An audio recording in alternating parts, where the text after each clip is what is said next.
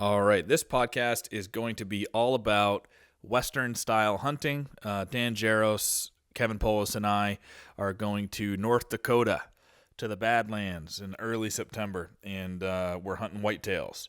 Unfortunately, none of us drew a mule deer tag, so of course we're probably going to have giant muleys in front of us all week. But this is early September, probably going to be velvet, and we're going for big whitetails out in the Badlands. I'm excited about it. It's going to be a different style of hunting that I've never done before. Dan has been out there and hunted this particular location before, and Kevin has done Western style. He's gone out elk hunting, so they've got a leg up on me. This summer is going to be a lot of preparing for a new style of hunting. It's going to be some spot and stock. We're going to be glassing from the edges of bluffs, looking down into river bottoms, trying to set up on deer in the evening, coming out of their bed. So I'm really excited for it. It's also going to force me to get into a saddle and learn saddle hunting and how to climb and all of that good stuff, which is just going to make me a better hunter in the Northeast as well. So you'll be hearing quite a bit about the North Dakota hunt and the prep work for that throughout the podcast as we go through the summer here.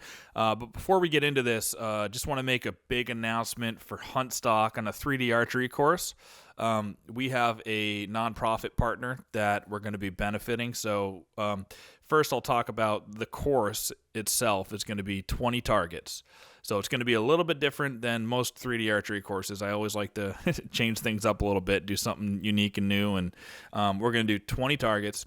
We're going to have a front 10 and a back 10, kind of built like a golf course, which of course is a front 9 and a back 9. We're going to have a front 10 and a back 10. So 20 total targets, and we're going to score it like golf. Now, if you want to score it the normal way that 3D archery is scored, you can, but we're going to score it like golf. So it's going to be a scorecard where if you shoot the 12 ring, you get -2 like an eagle. If you shoot the 10 ring, it's -1 like a birdie. If you shoot the 8 ring, then it's a par, and that's 0.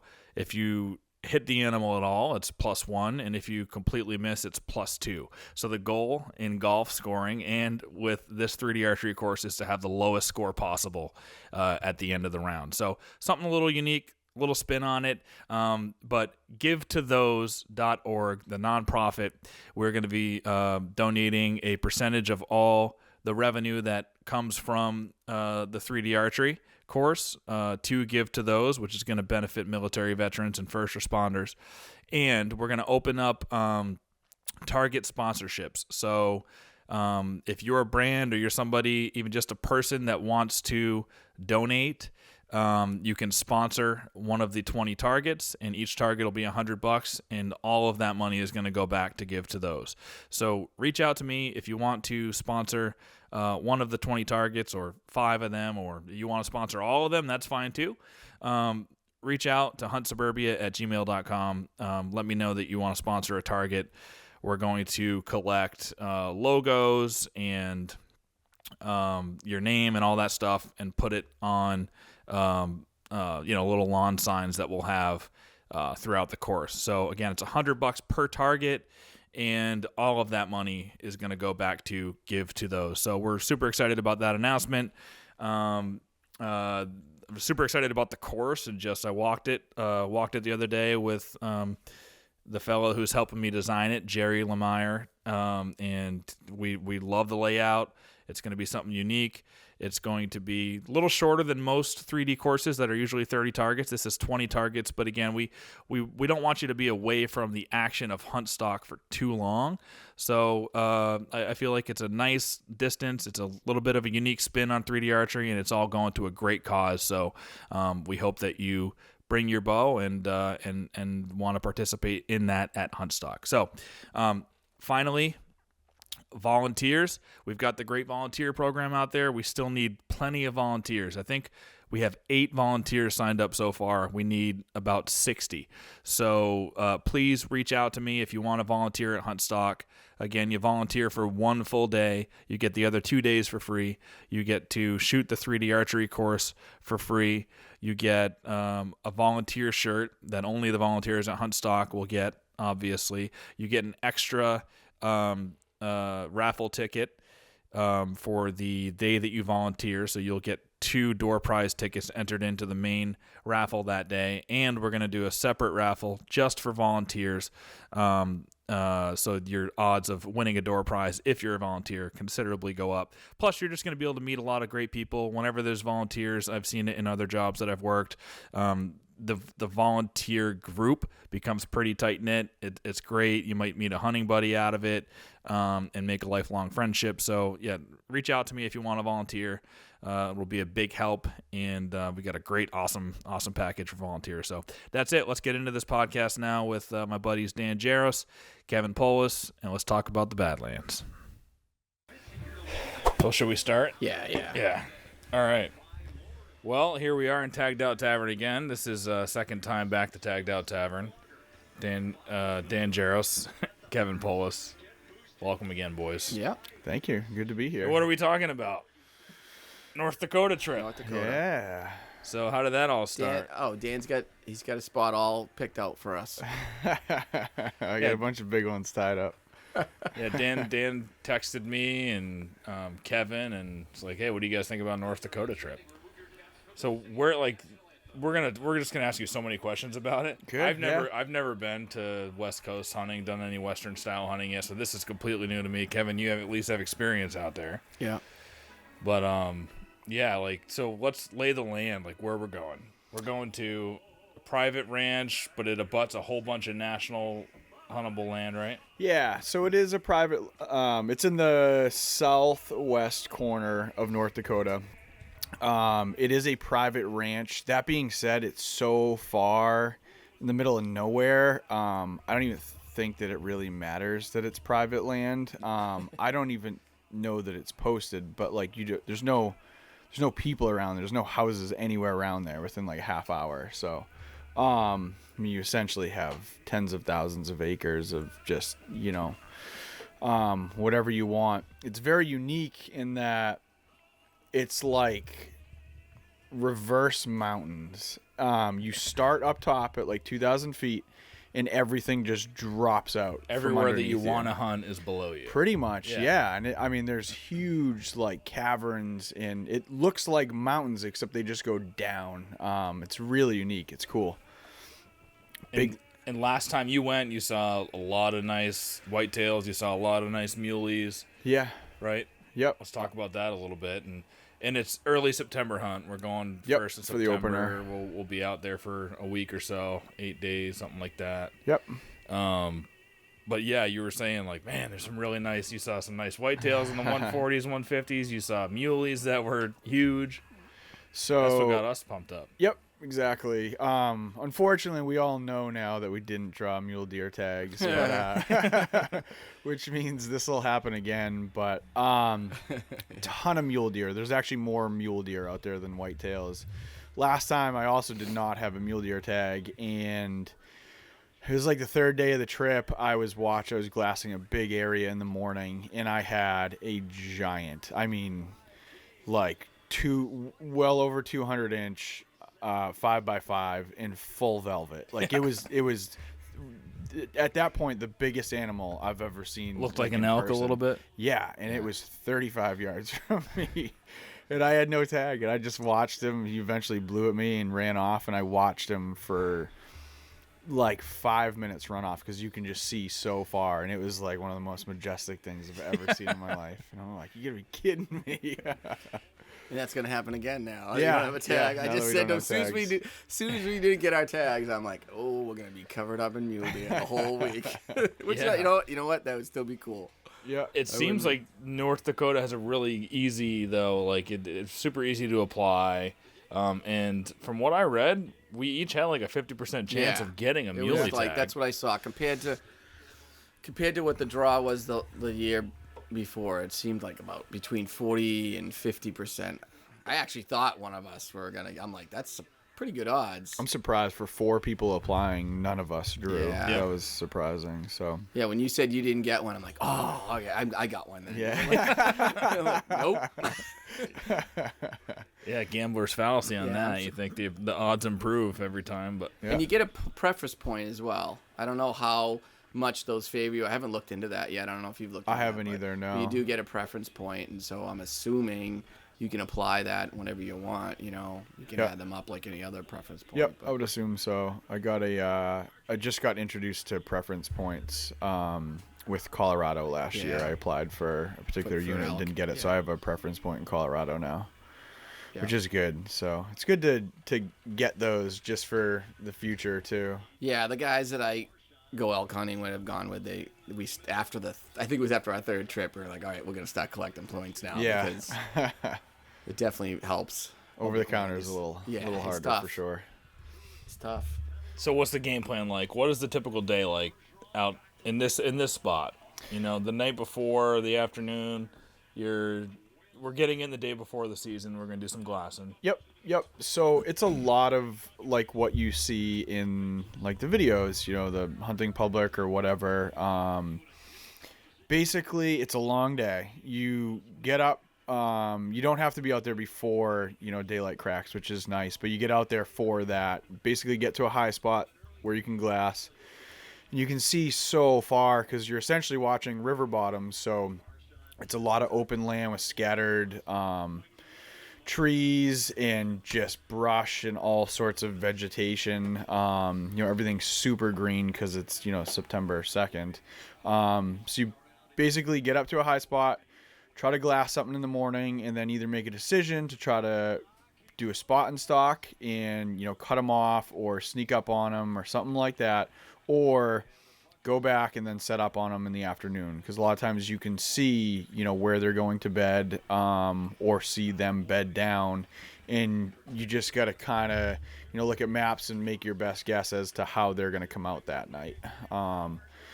And then you do that in the afternoon and just, basically go sit either in a tree stand, or I did a ground blind a couple times, which was actually really successful. That was the one opportunity I did have to shoot a buck, but You just made your own out of what's just there? out of the Yeah. brush that was there. Yep. I had a pair of clippers and I made a really nice blind. It was a little 6-pointer.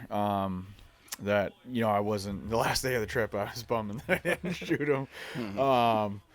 But you just kind of brush yourself in and got really close to him, and I actually had a pile of deer that crossed the river right in front of me. I could have shot all of them. None of them had a clue I was there. That was in the evening. That was coming out of their beds. Yep.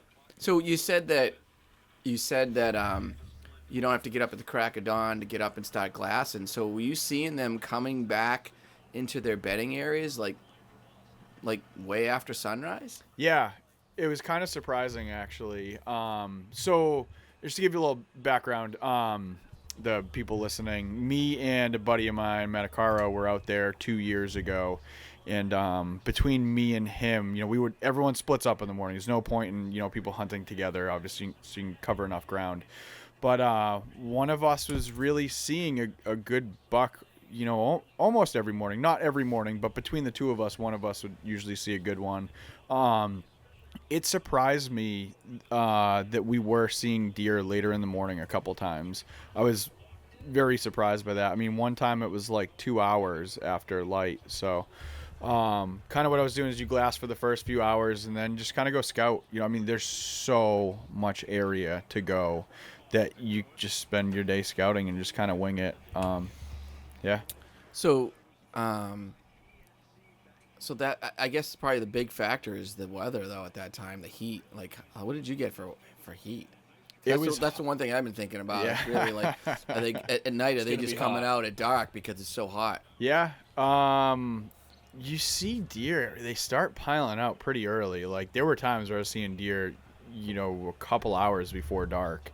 The big ones, obviously, they're going to be the last ones that come out too, but you're watching deer come out pretty early. It was surprising. But That's good. but there's no reason to be in a tree at sunrise out there, or like if we're out there for a couple of days and we're glassing in the morning and we see them returning to their beds, right, and it's kind of that same spot. You get up in the morning, try to sneak into that spot and get them going back in there in the morning. Yeah, you certainly can. I guess, we were so new to the whole thing. That was my first Western hunt last time. So, You learned a ton. Yeah, we both learned a ton, and we both have different styles of hunting, which is interesting too. He sat more in the mornings trying to like set up on him, where I kind of just scrapped a lot of my mornings, and I was like, I'm going to just scout. Yeah. And I want to find him, and I'm just gonna bank on the afternoons. And I got so when you say sat, he sat glassing, like watching. Not no, sat, like he sat in tree stands a couple times in the morning, but after a couple days. Oh, gotcha. You know, going into the afternoon, you know, if you don't see anything from your tree stand set, if you're not in a spot where you can really watch a big area, then you don't really have a game plan for the afternoon, and the afternoon is your best chance of getting a shot at something. Thinking about that, yeah. Well, that's a good point, though. If you sit in the morning, if you sit somewhere where at least you can see for a ways, it also is doubling as a scouting mission. Oh yeah, absolutely. You're like, oh, they're not in here bedding, so avoid this spot for the afternoon. Yep. So he, after a couple of days, he kind of picked up on that, and he changed, and he glassed an area one morning and saw a big one with a bunch of does, and he went up and sat in one of those trees, and that afternoon he ended up having like 14 does all around his tree. The big one didn't come out or snuck off the other way, and that was it. He's like, yeah, this is how you do it now, and he got into a lot of deer after that because he's now started spotting them from the morning, as opposed to hunting in the morning, not knowing where they. Okay, I gotcha. Yep. It's like any of the guys that are really good hunters, they say that so much of what they do is scouting. Yeah, you know, that's so important. You know, narrow down where they're not, right? Yeah, exactly. Yep. And I was thinking of that because I was actually watching the hunting because now all I'm watching is North Dakota. Yeah, whitetail hunting, of course. And I was watching one of the older. I think it was one of the older hunting public, and Zach was like, do we go in after him now, or do we wait and set him up for the night? And then of course they ended up waiting and not going in after him and stalking him. And I was thinking, oh my god, I think we're going to be in the same situation. Like, he's right there. I want to go in after him. It's exactly. Like, no, maybe people, I'm like going to be like pulling at straws there. Like I was saying earlier, there was one morning. It was actually the same morning I had that mule deer come up. This is a really good spot. If you guys pay me enough, I'll show you where it is. But I had... Hey, we're flipping coins every morning, aren't we?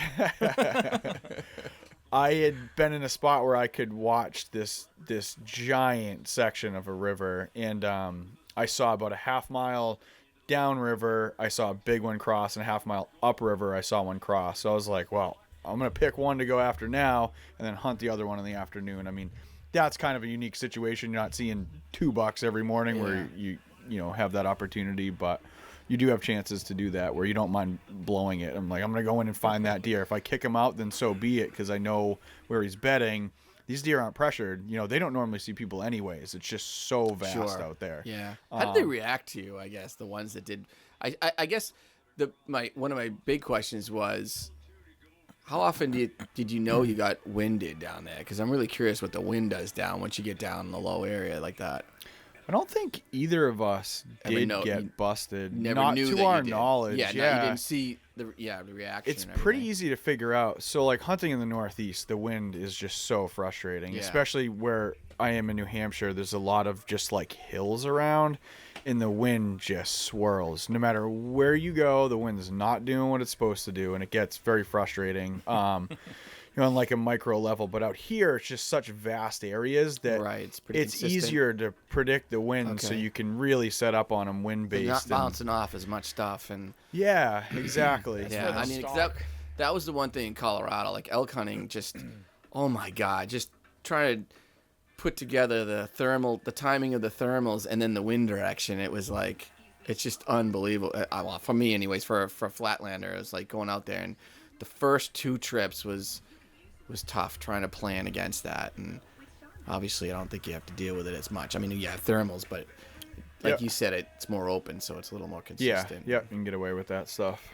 That's good. But that's what's gonna make the ground stalking so much fun. If I see one bed in the first couple of days, a nice one in the morning, there's no way I'm gonna be able to wait till the afternoon. Like I'm going after it. Like I have to. Should do some organized deer drives with bows. Well, see what I'm gonna do. I'm gonna shoot my deer the first day, and then I'm gonna sit up high and I'm gonna text you and tell you what to do. No, he's standing up. One of us has to shoot one early so that we can film the other person doing an epic stalk. That and we need someone to coach us. No, stop.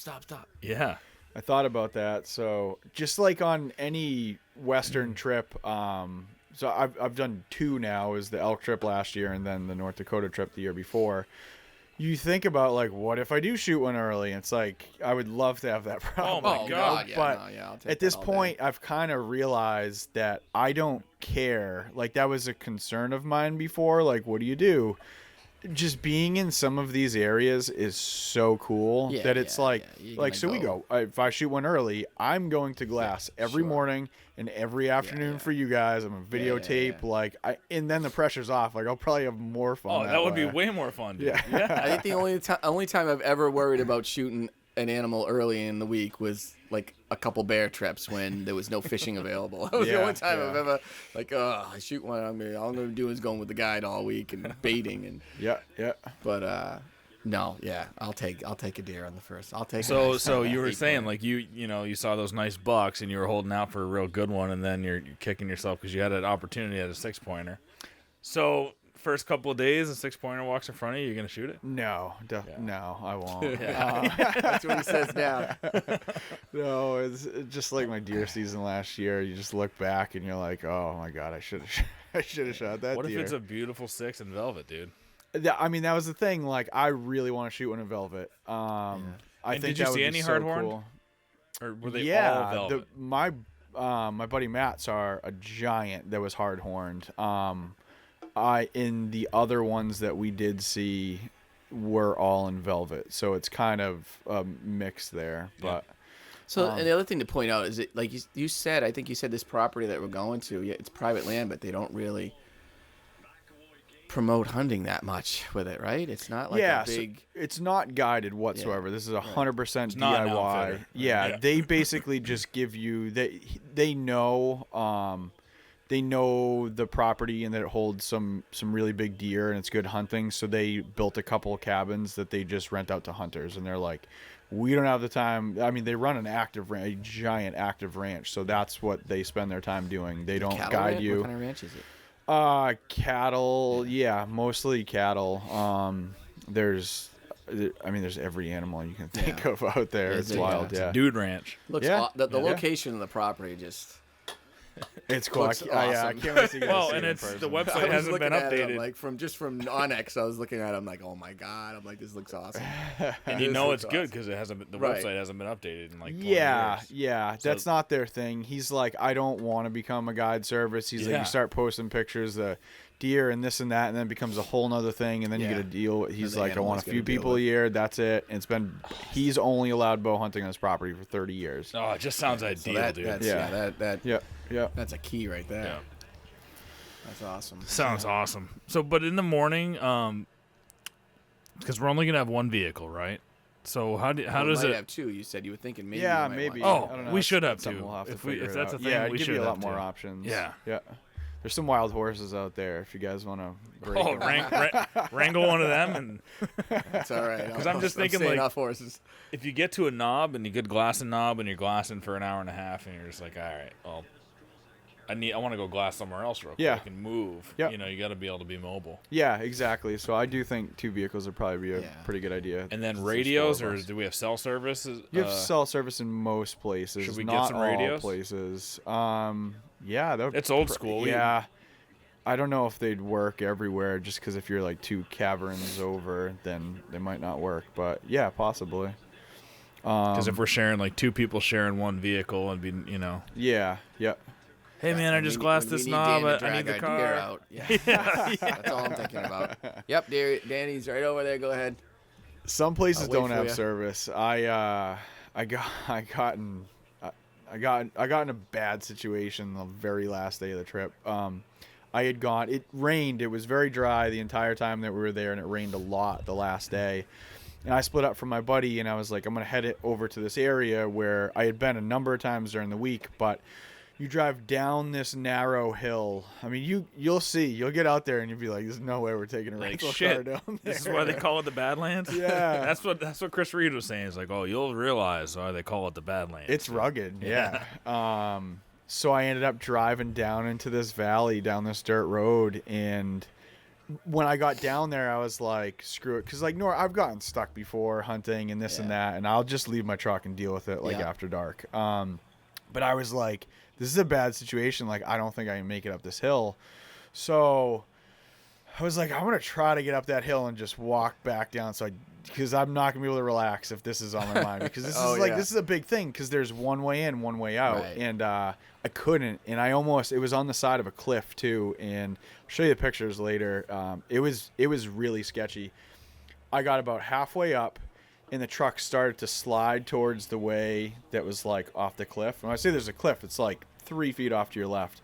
And it's just, like, puppy shit mud. I ended up stopping, and I was so nervous about this that I collected a bunch of rocks and piled rocks like 2 feet at a time in a row just to keep me from sliding off the cliff. So I'd back up 2 feet, then repile up the rocks. Yeah. So eventually I'm down at the bottom. I don't have cell service. I have to walk all the way to the nearest ridge, call the rancher, and he's like, yeah, you're not getting out of there. He's like, we gotta like get you across the river. He's like, honestly, you guys probably aren't getting your truck back. And this is the last day of the trip, so we got to drive back to the airport. It was a rental.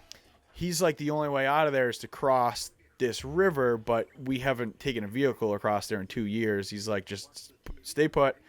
I'm going to get a tractor and a big chain, and we'll just hook the chain up to the truck, and you try to drive across the river, and if you flood it out, then whatever. Like, this is the situation we're in right now. So insurance on these rental vehicles, is that what you're saying? We have to get the insurance?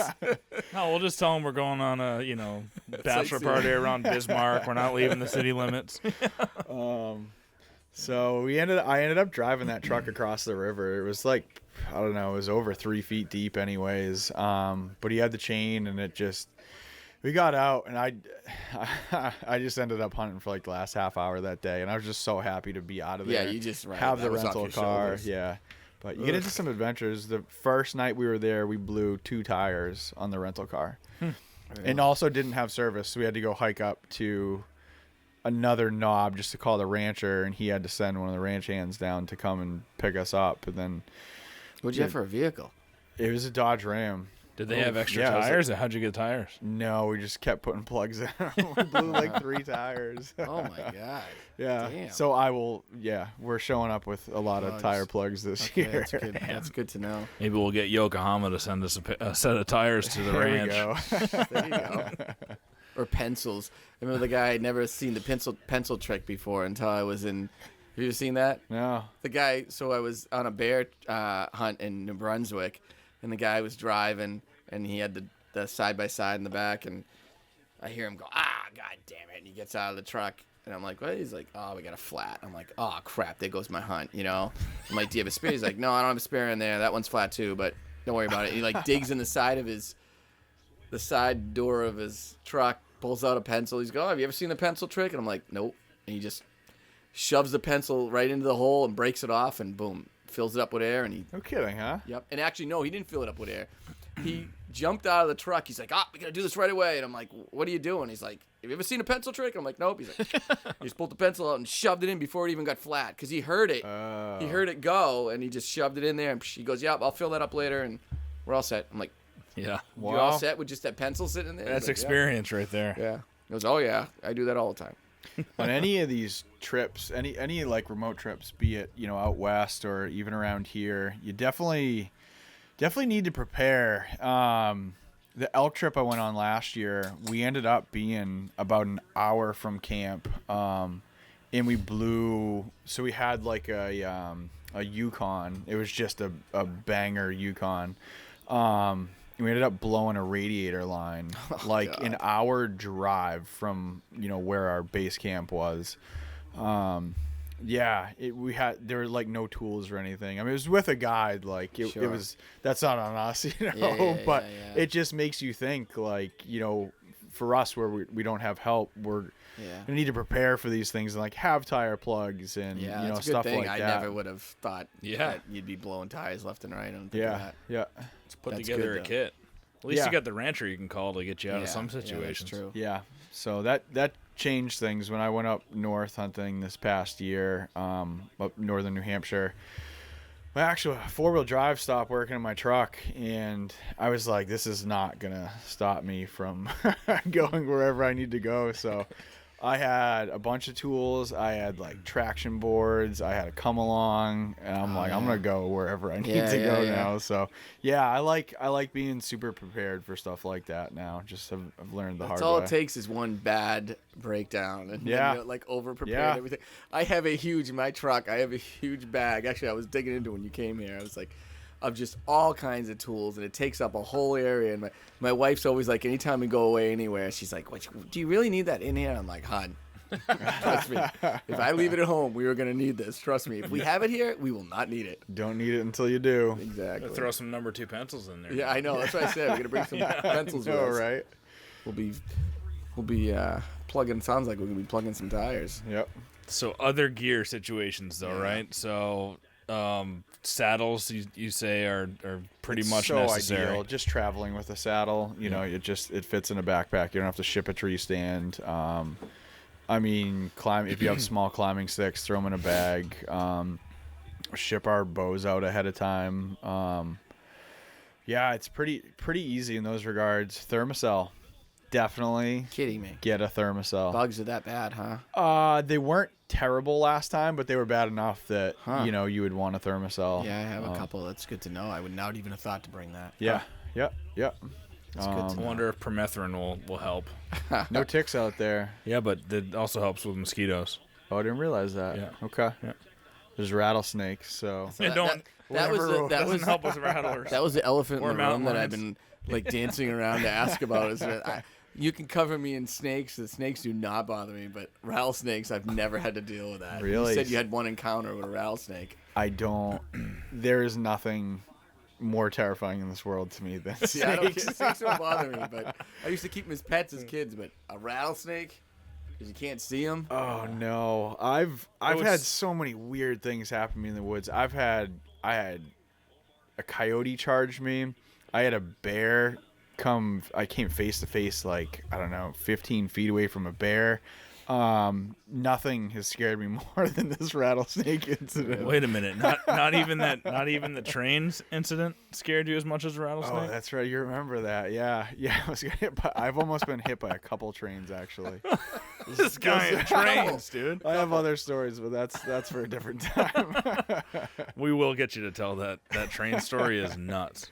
So let's hear the rattlesnake story. Yeah, let's hear that one. So I'll take another one Yep. actually of whatever.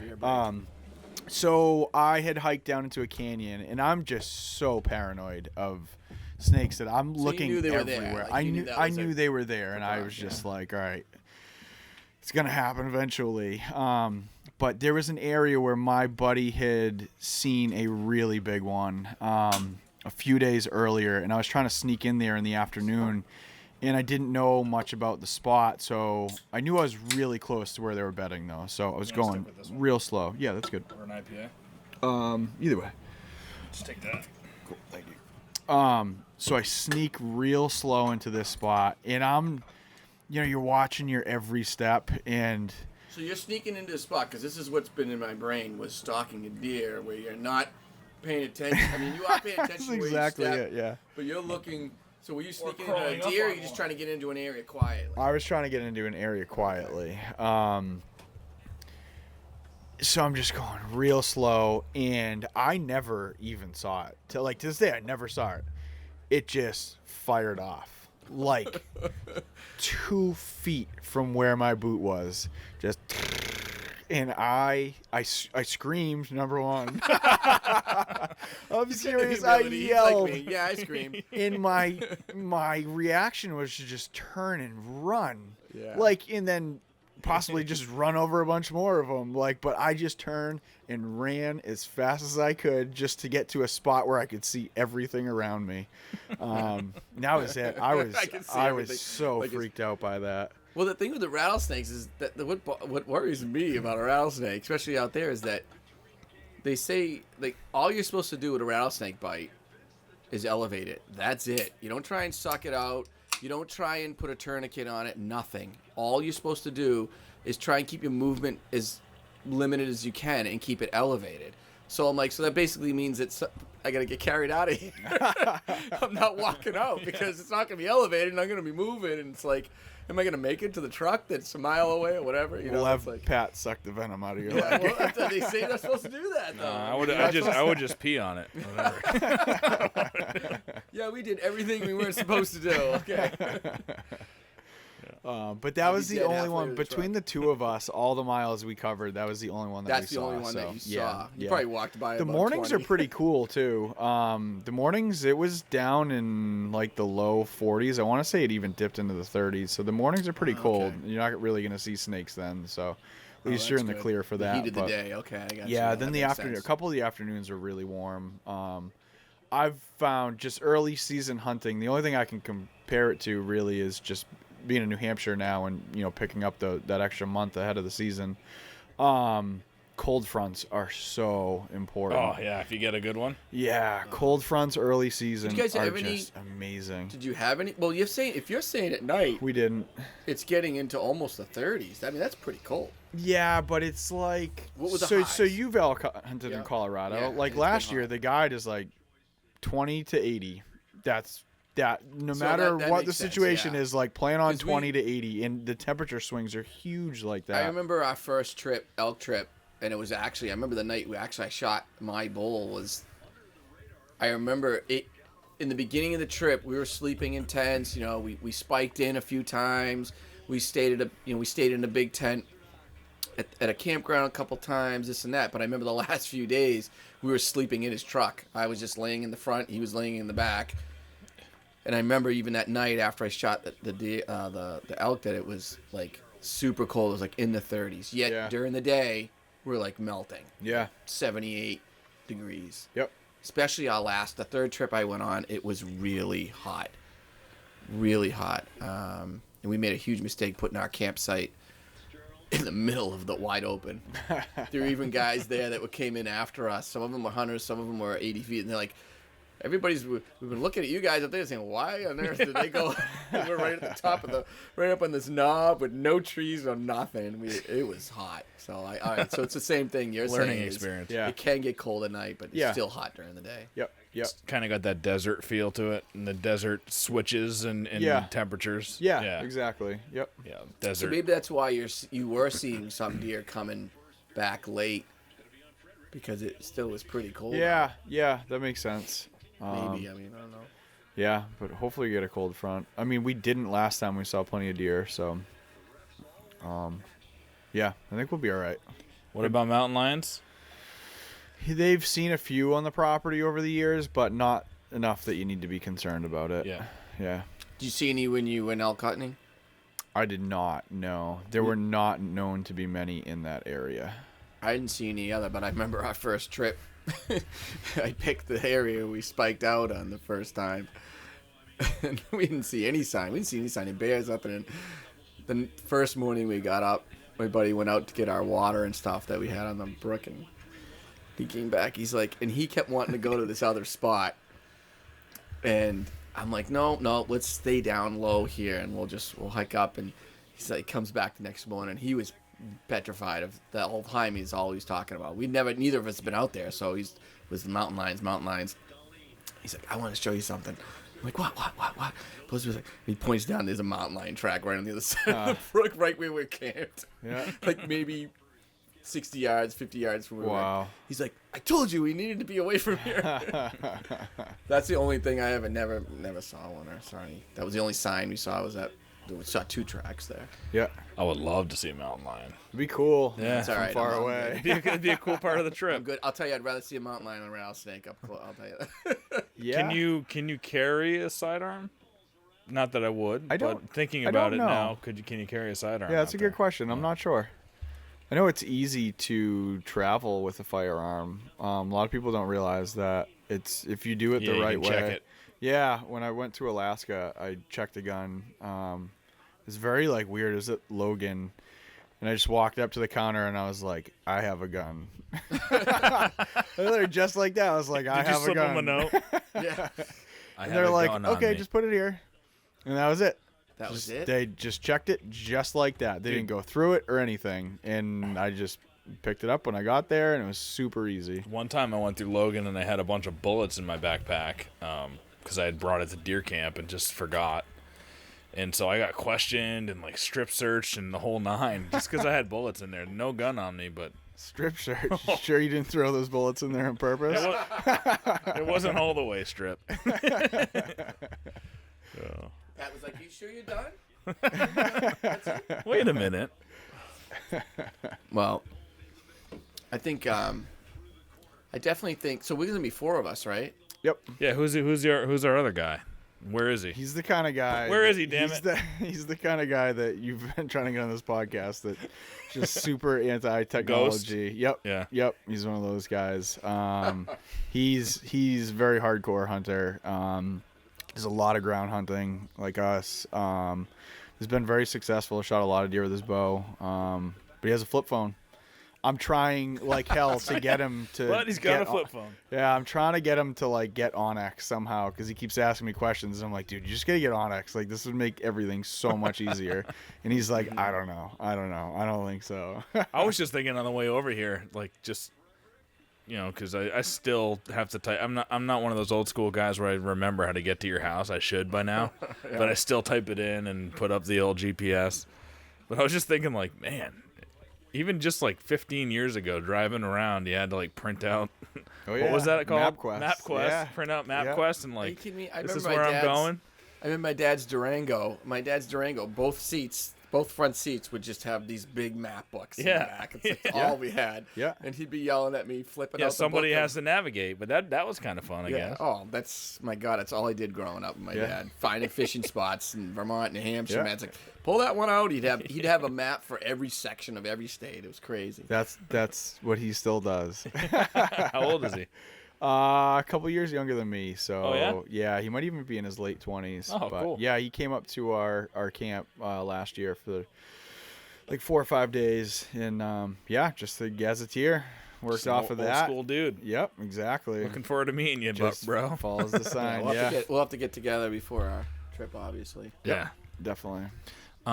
So you shipping out bows, we should look into, because I know from like Spartan Race and stuff, it's probably not too expensive to ship a lot of our gear. If we're gonna ship bows, if we put it together and like get it on a pallet and get it shipped that way, we could probably do it pretty economically, actually.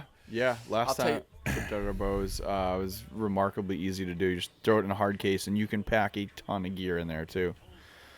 Makes it a lot easier. Yeah, and the hard cases are pretty spacious. Yep. And then exactly. just check one bag. Yeah.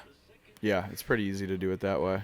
And then if we get deer, you bring it on the plane or ship it back.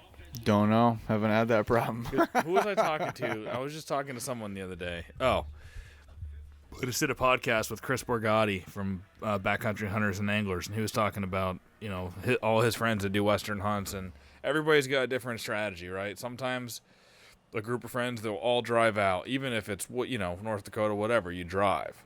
Other times it's like a few guys fly and they drive one truck, and then the guys who flew drive the truck back, and then the other guys fly back. So you always have like a vehicle, which is kind of cool too. Yep. But yeah, like we just got to figure out what our situation is. Yeah. I'm totally cool with all of us flying, but like figuring out what do we ship, what do we. Yeah. No, absolutely. That's one of the biggest things that keeps people from like doing Western hunts is just the logistics and everything.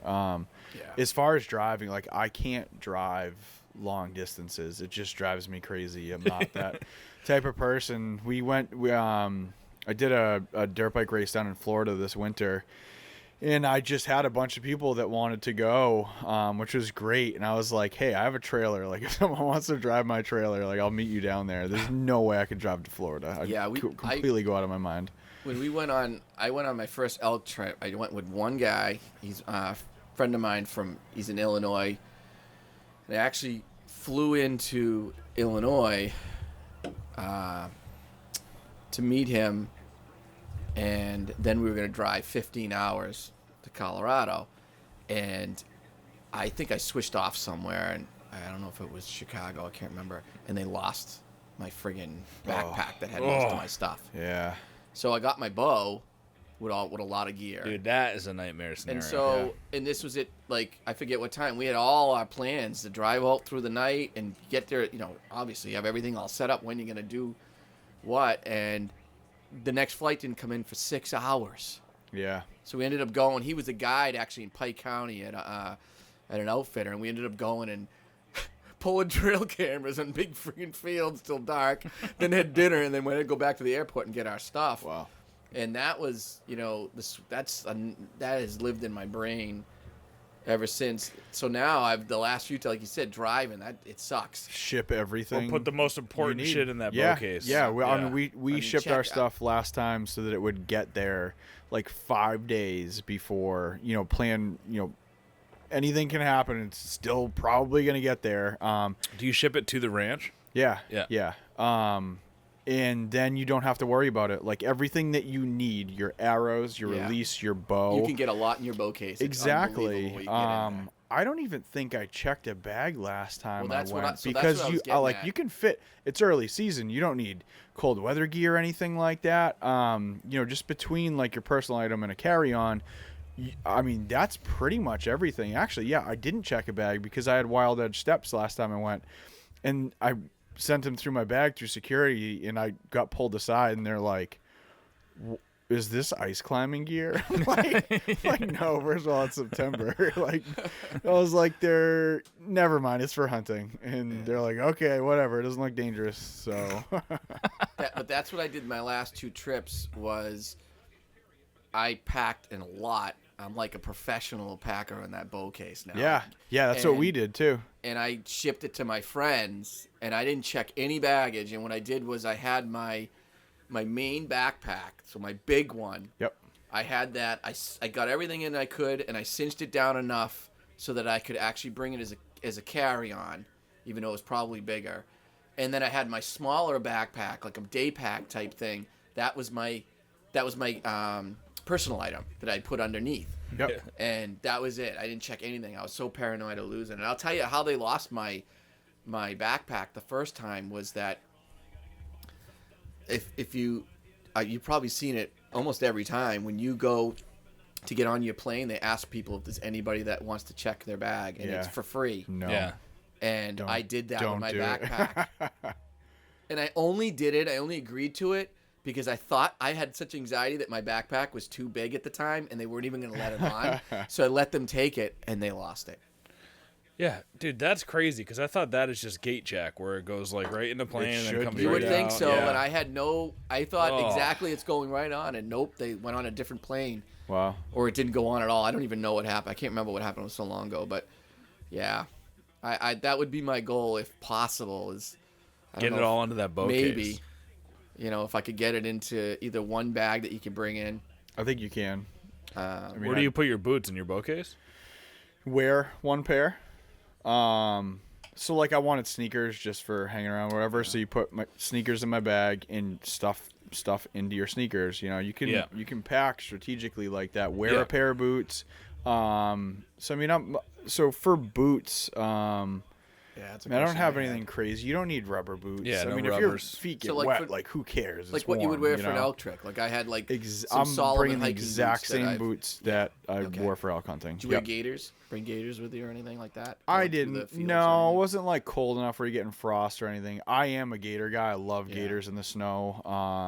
And if it's like wet out, but no, out there you don't really need them. I figured maybe it would help a little bit with the rattlesnake. Yeah, one more. Maybe their teeth wouldn't quite get through it. Lead gators. Well, I want to tell you something. The day that you mentioned about rattlesnakes, no lie, I saw 2 different things about rattlesnakes that night. One, my son was watching something, and it was a guy, and it showed the rattlesnake attacking, like it was talking. And then I saw, it might have been a hunting thing or something. It's saying like, what the hell now? Now all I'm going to see is rattlesnakes. Oh, you're going to attract this into your life. Yeah, don't overthink it because they're gonna come around. There's rattlesnakes in Western Mass. I don't know if you knew that. Yeah, I went to school in Western Mass. And in Vermont. I've seen them out there. Yep, near my deer camp in Vermont, we got rattlesnakes all over. It's the most highly populated area in Vermont, New York, right in the slate cliffs and the slate quarries and. No kidding.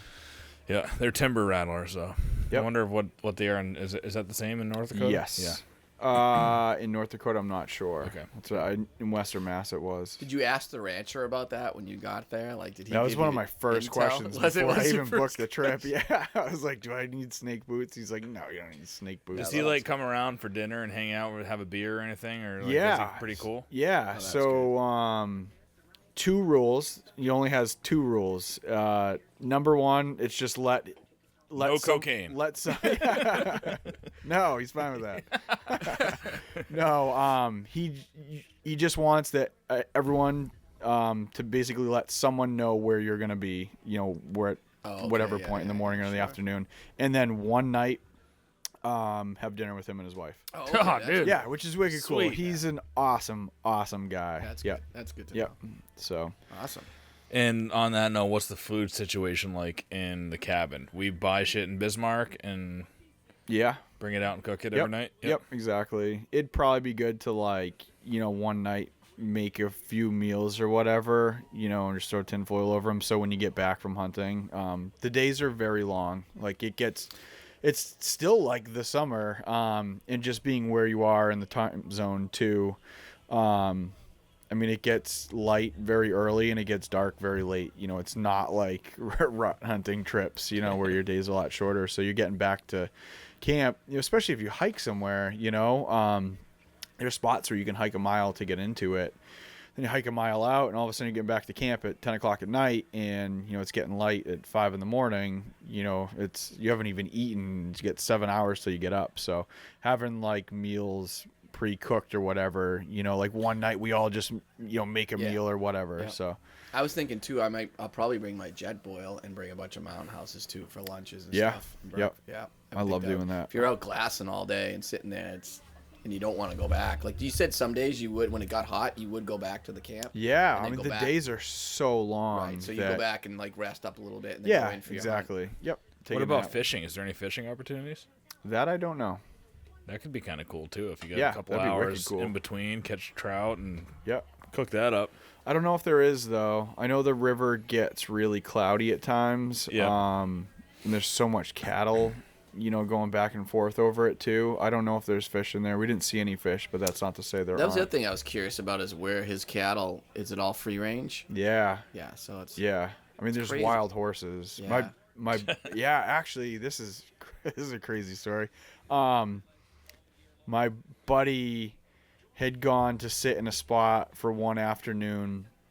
I had the truck. I went further, so I was coming back to pick him up, and he's standing there. There's a so you know what cattle guards are? You guys No. ever see cattle guards?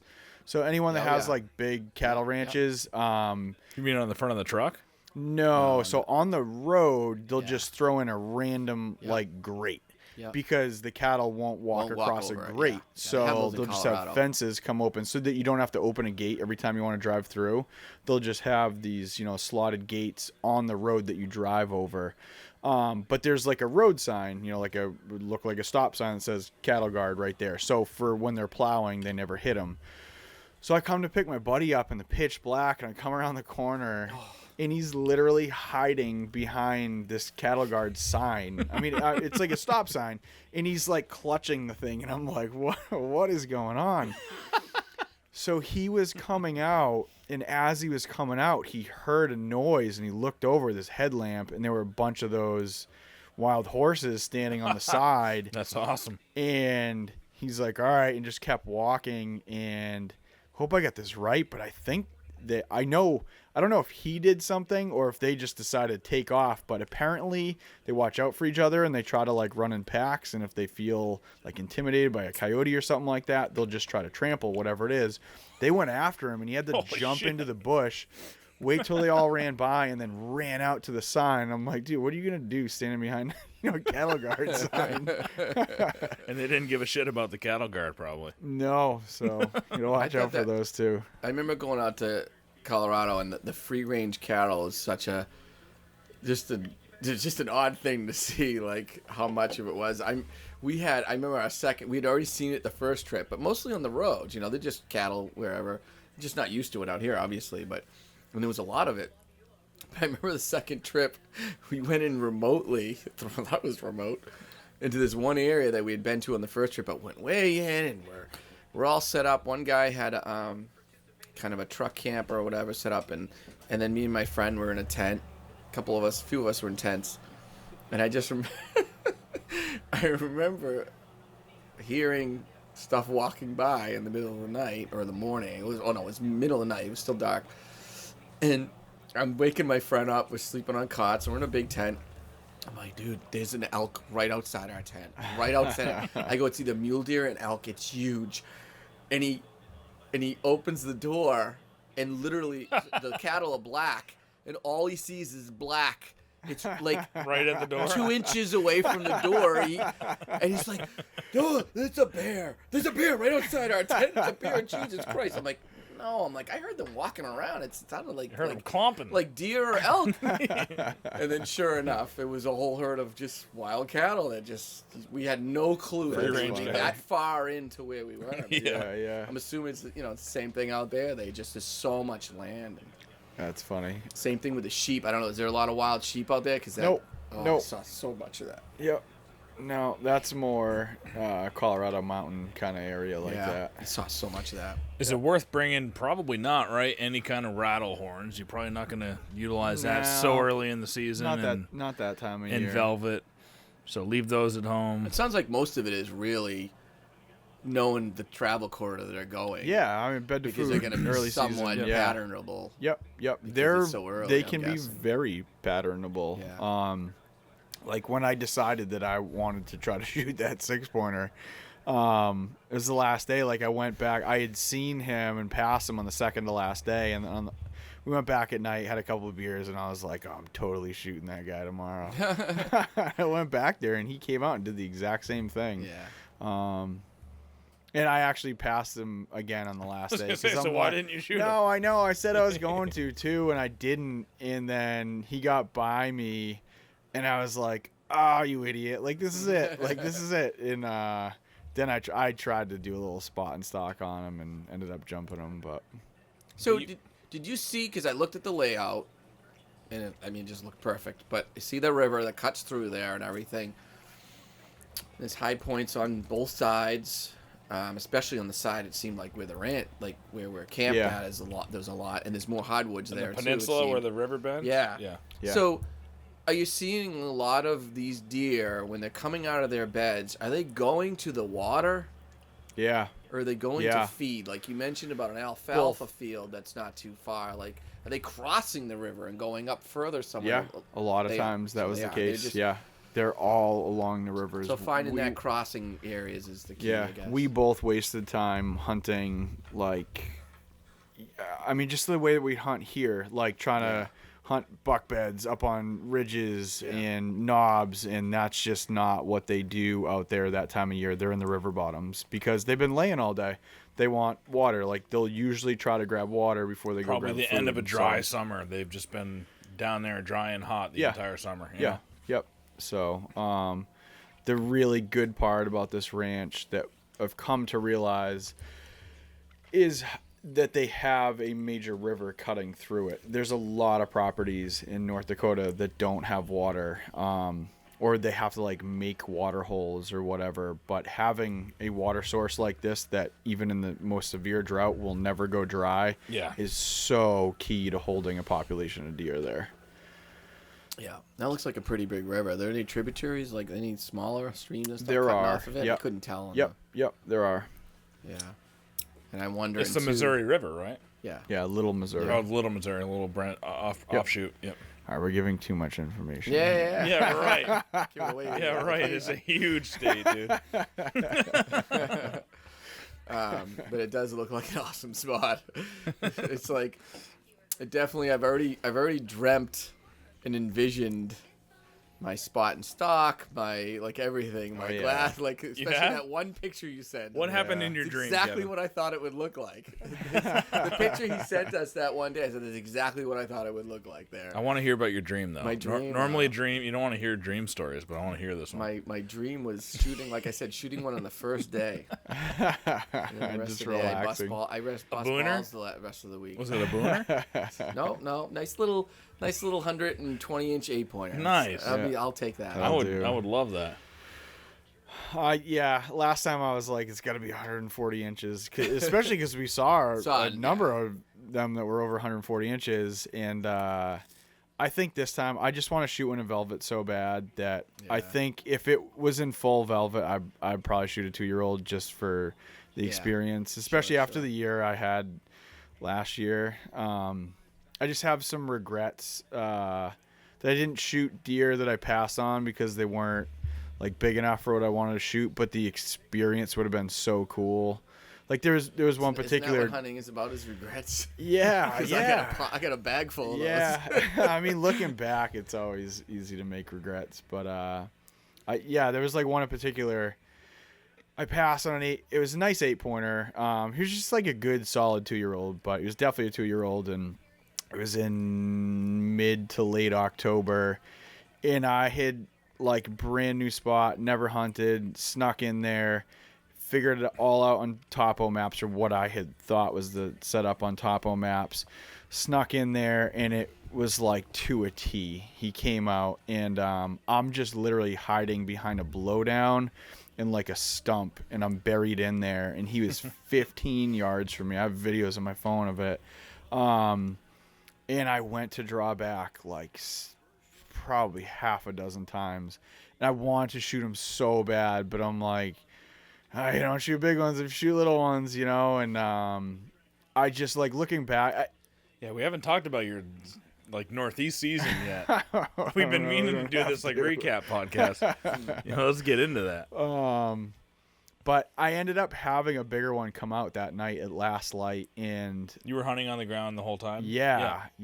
And it was wild. I had 2 does and 2 bucks right within 30 yards of me from the ground, and I tried to shoot the bigger one right before dark, and smaller one busted me when I drew back. But looking back, I'm like, I've only shot 1 deer from the ground, like still hunting or anything like that. And I really wish I had shot that deer, because it would have been such a cool experience. And I'm like, who cares if it's like 2 or 3? But the last few years, like I've really made that push to just shoot like older deer. So I was just kind of torn with it, and so I think this trip, if it's full velvet and it's like a good 2-year-old, I'll probably do it. But see, you had that year that was 2 years ago that you shot 4 beautiful mature bucks, right? Yes. And that spoiled you a little bit, I feel like, where it's like, I was like, this is an anomaly. And then the following year, I shot 2 nice bucks, and I'm like, all right, this is my thing now. Right? This is my thing. And now I've only killed I'm a big buck killer. This is my thing. I did that 1 year last year, and I'm already thinking like, but I keep telling myself, dude, you're gonna have years where you don't shoot absolutely anything. See, I already know that. It's gonna be happening. I knew that was that so many times. I already know that. I knew that was coming. That's exactly what last year was. And but you make that. I mean, those are the choices you make. If you decide to shoot like older deer, then you're going to shoot less deer, and you give up these opportunities. I had more opportunities at big deer last year. There were 6 deer within range that were like shooters, like 3-year-olds or bigger. Just last went the year wrong way. That I only released 1 arrow. It didn't go well. On the other 5, I didn't even shoot at. And that's just how it went. Like, those are the decisions you make, the split-second decisions you make that haunt you for the rest of your life. I mean, but it just makes you more seasoned. It does. You're a more seasoned hunter because of it. Seasoned and miserable. As long as you get some success, all those failures, you still get the stories, and I always hold to that. Like, some of those stories are better too. Yeah, I mean, like even when I was I'm not going to get into it on here, but even when I was talking about that whole thing with the coyote the other day and the turkey had screwed it up, I'm thinking about, it's still a cool story the way that it screwed up my hunt and everything, and and you had that awesome video. But if you never have success, then it sucks. If you get a black cloud over your fall, but if you get some success and then you get all these failures, if you have good stories with them, it's still cool to have the stories, I think. Even though they don't have a good ending, maybe. But. Yeah, I mean, it can take some time for that to play out. Like the one of the ones that I have a few that haunt me from last year where I just didn't shoot. But one of the ones that I did not take a shot at last year, ended up being the deer that I've been chasing for 2 years. And it's a really nice deer, and I know he made it, and he's gonna be just a giant this year. Is he a booner? I don't know. I have good pictures of him. He's definitely like, as a 4-year-old, he's like mid to high 140s. So I think he could, possibly be 160 this year. You know. So, I mean, if that plays out, like if I kill him this year, sweet. Like I'm so glad I didn't shoot him last year. But so why didn't you shoot him? Yeah. Let's talk about that. Shot opportunity, you mean? Is that why you didn't shoot? Yeah. So it was right. just No, my bow exploded. Yeah. No, that works out for me. This was, if I hadn't had my bow, I probably would have shot him. So in New Hampshire, you can hunt with a bow and a gun at the same time. Yeah. And just the way that the tags work too. I have like a doe tag with a bow, and I can shoot a buck with a gun. So I didn't have much time. I went into a spot that it was actually the only tree stand I have set up in the United States. It's just a convenient spot. It's a really good spot. What about Canada? I have a few up there. But I went there, and this is almost at the end of gun season, which is already in December up in New Hampshire. Someone had put a ground blind the weekend before right next to my tree stand, and I was infuriated. No one really hunts the spot either. It's not like I have a stand there because I know it's such a good spot, but it's not like that convenient. So I was super pissed. I had my bow and the gun, and I was like, I'm going home. This is it. And I started walking home, and I was like, no. I'm like, this isn't how you shoot big deer. You don't just like give up. That's ridiculous. Yeah. I'm like, all right, I'm gonna go over to this spot. And I'm like, no. I was like, if I want to shoot the deer, I want to shoot. Just like, what is the most effort I can put in right now? I was like, I'm gonna go up and over that hill, and I did. I get to the other side, and I'm kind of sneaking over this hill, and I hear something, and I kind of like lift my head up, and I look over the edge, and there's a doe right there. And I was like, and she's coming straight at me. So I put my gun down, grab my bow, knock up an arrow, and I'm waiting. And I'm just like, this is where this is going. going. Yeah, I know. I wasn't committed at that point to shooting a big one, because I'll there's a lot of situations where I won't shoot a doe, just if I'm committed to shooting a big one there. I was looking to punch a tag, and I just had my gun in case, I saw a big one or something. She ended up coming really close. As I went to draw back, I hear burp, and I just let down instantly, and I was like, oh, that was a grunt. There's a buck here, and I'm like, okay, I have no idea what it is. And I'm like, well, I don't want to shoot a doe that bad. Like, I'm gonna play this out. Like, I want to see what it is. Press Y on the old Halo controller and switch weapons. So I did. I put my bow down, and I already had an arrow nock. So I was like, and it was super, super crunchy. Was like rock hopping to get in there. It was like jumping on moss from rock. Love that. Standing on the base of trees, like tree hugging, Yeah. And grab the gun, pick the gun up, and I see just like antlers, and I'm like, oh, that's a decent buck. And then all of a sudden I see it again, and I'm like, I can see just real quick. I don't know if you guys are the same, but like when you see a deer from the side, you can tell if it's an 8-pointer or a 10-pointer. Mm-hmm. That extra tine just looks like a lot of extra tine hanging off his head. Big difference between a 6 and an 8-pointer. Yeah, so I was like, oh, this is that 10-pointer. So I winged a 10-pointer in early October with my bow in this same area. And I thought, sure, shit, it was him, because that was one of the bigger deer in this area. That was the one arrow release in the season, was that one? That's correct, yeah. So I'm like, this is him, and I'm going to get a shot here. He was with this doe, just dogging her, and I had these 2 deer about 25 yards from me in just some really thick stuff for like probably close to 15 minutes. And they were so close together I didn't shoot because I could have tried shooting through the brush. Number one, it's a muzzleloader. Muzzleloaders don't do well shooting through brush, and I've kind of gotten away from that because I've had a number of deflections. Was it a Woodman though? It was, yeah. But I Yeah, mean, but still, even I know. you ask them. Like Yeah. I've talked to Mark about it. No, and- it's still yeah. I mean, even a rifle going through brush Yeah, sometimes. if it's right against the deer, it's one thing. So the couple of times that I had an opportunity to shoot, I didn't know which deer it was, whether it was the doe or the buck, because they were right there together.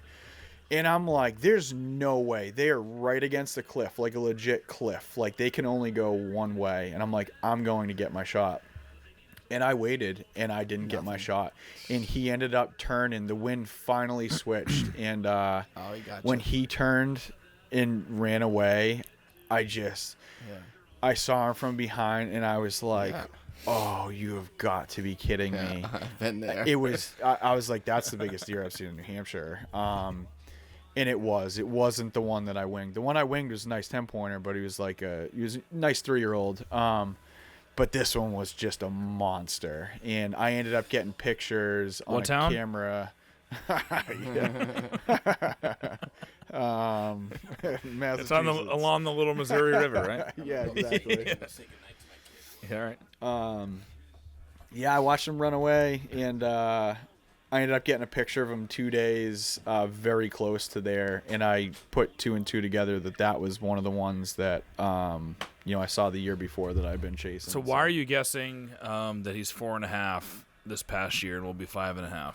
Because I have a ton of pictures of him from the previous year as a 3-year-old, and I saw him. I had an opportunity to shoot him as a 3-year-old that I passed on. It was like a 200-yard shot, but it was with.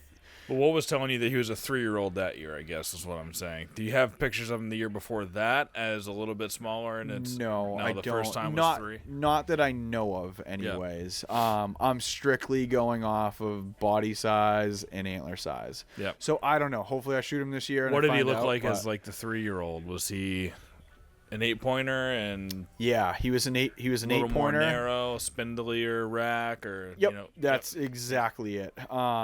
I figured when I was chasing him that year, I figured he's either a really good 2-year-old or a 3-year-old. And just seeing the jump that he made from that year to this year, his dead giveaway is that his G3 on his left side is like super long, and it's longer than any of the other tines. Yeah. Just looking at the pictures, it's definitely him. It's the exact same area too.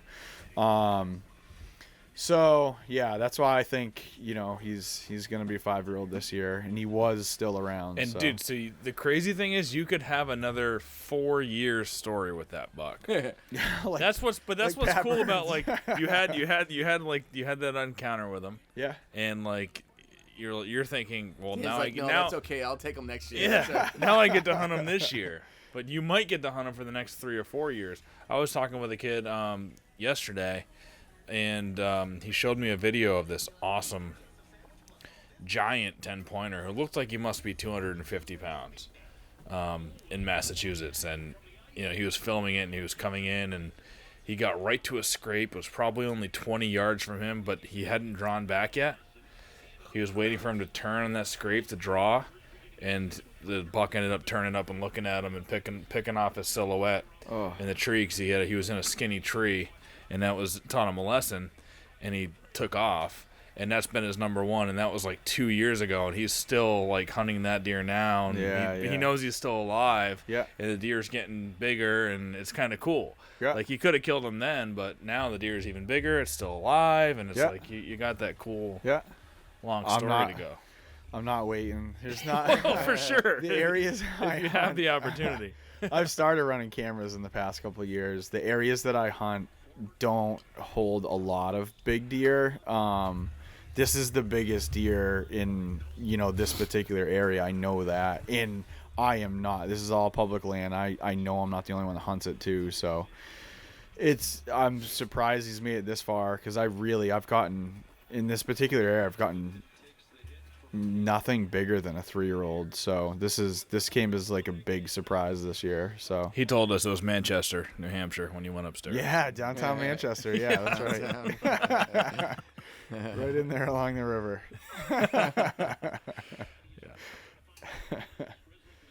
Well, cool. At least you got like some good things to look forward to in the Northeast. Like that does build. It's gotta like Oh, it get is. you real excited. Yeah, this will be the second time in my life that I've chased a particular deer. And I won't hold out. Like if I get an opportunity at like a nice one, I will. But when I was much younger and had no clue what I was doing, I ended up spending like my whole season chasing this 10-pointer. That probably wasn't even like that big, but at the time it was the biggest deer I'd ever seen. It came so close to shooting him in the middle of October, and I wasted my whole season. I was so bummed. I was like, it became not fun for me, and this is like very early on. I want to say I was like still a teenager. And I said, I was like, I'm never going to do that again. I'm never going to waste my season chasing a particular deer, but I've never really run cameras, so I never had like a history. Oh, you're right. With a deer. So yeah, I've never, had a deer that was worth like doing that for. And this one, I'm like, I want to go all in on this one. So. Well, it's funny because the first deer I ever did that with was behind my first house that I had in another town, and I kept getting pictures of him every year, and he was always bedding right in this area behind my house that I was hunting, and I only got pictures of him. I never saw him, and then one year, I filmed him and another buck sparring and running around with does and stuff, and didn't shoot him. And then I said, okay, the next year he's gonna be big. He's gotta be 5.5, and I got a picture of him, and then that was it. Never saw him again. It's like, what the hell? These 3 years. I think it ended up being 4 years that I actually was like technically hunting him, and then he's gone. And I think that's probably happens to a ton of people. And it's like it is a tough thing. That's why that whole like Pat Burns story, and there's a few other guys that had similar stories I saw last year.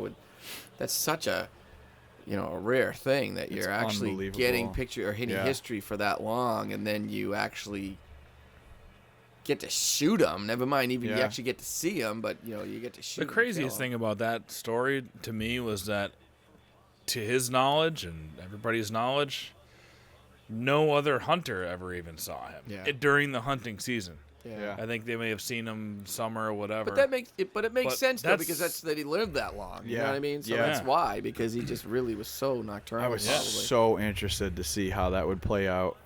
Just knowing through the years and everything, just him chasing it and being dedicated to that deer and letting like deer that no one else in Mass would watch. Like just to shoot that deer. I was like, this deer could get hit by a car. I know. Like, your soul is going to be crushed. Like you wasted years of your life, but it didn't work out that way. Right. And he's like a local legend now. Not even local legend. Geez, and like that's why you do those things. But man, it can go either way. Like it's such a gamble. And not to be sadistic, but I remember like I was thinking about like I wonder how. Because I think I remember him telling you one time like about how he's passing all these other deer, and I think in the back of his head a little bit he's like not regretting it, but like, oh, am I going to regret it? And I was like, once he realized this deer stopped showing up in trail cameras, which is normally what would happen, I was curious like how's he gonna feel about that? Like, crap, all that time I spent. Well, he was definitely very invested in it, but the thing about Pat is. And what I admire about Pat is he had the most terrible shit happen to him that could have broken him when he was like, he literally was on his way to become, it's nuts because he was on his way to become a well-known rapper. They were spending millions of dollars on an album. He was signed to a giant deal. He was buying beats. The album for his like debut album, $400,000 beats. Just the music behind the instruments, behind his rap, were $400,000. Some of the top beats for that album, right? And then he got swindled. This dude from Afghanistan, like, worked his way in, promising the managers and stuff that he could help promote, and like he was just a huge con man. and swindled them out of everything. They had a few $1 million invested in Pat Burns, and with huge record labels. And he had features from Jadakiss and features from like some of the biggest rappers of the mid 2000s that you can even remember. And everything got swindled, got taken away. Wow. No, that guy's never been seen again. All the money was taken away, and his whole dream of becoming a rapper crushed.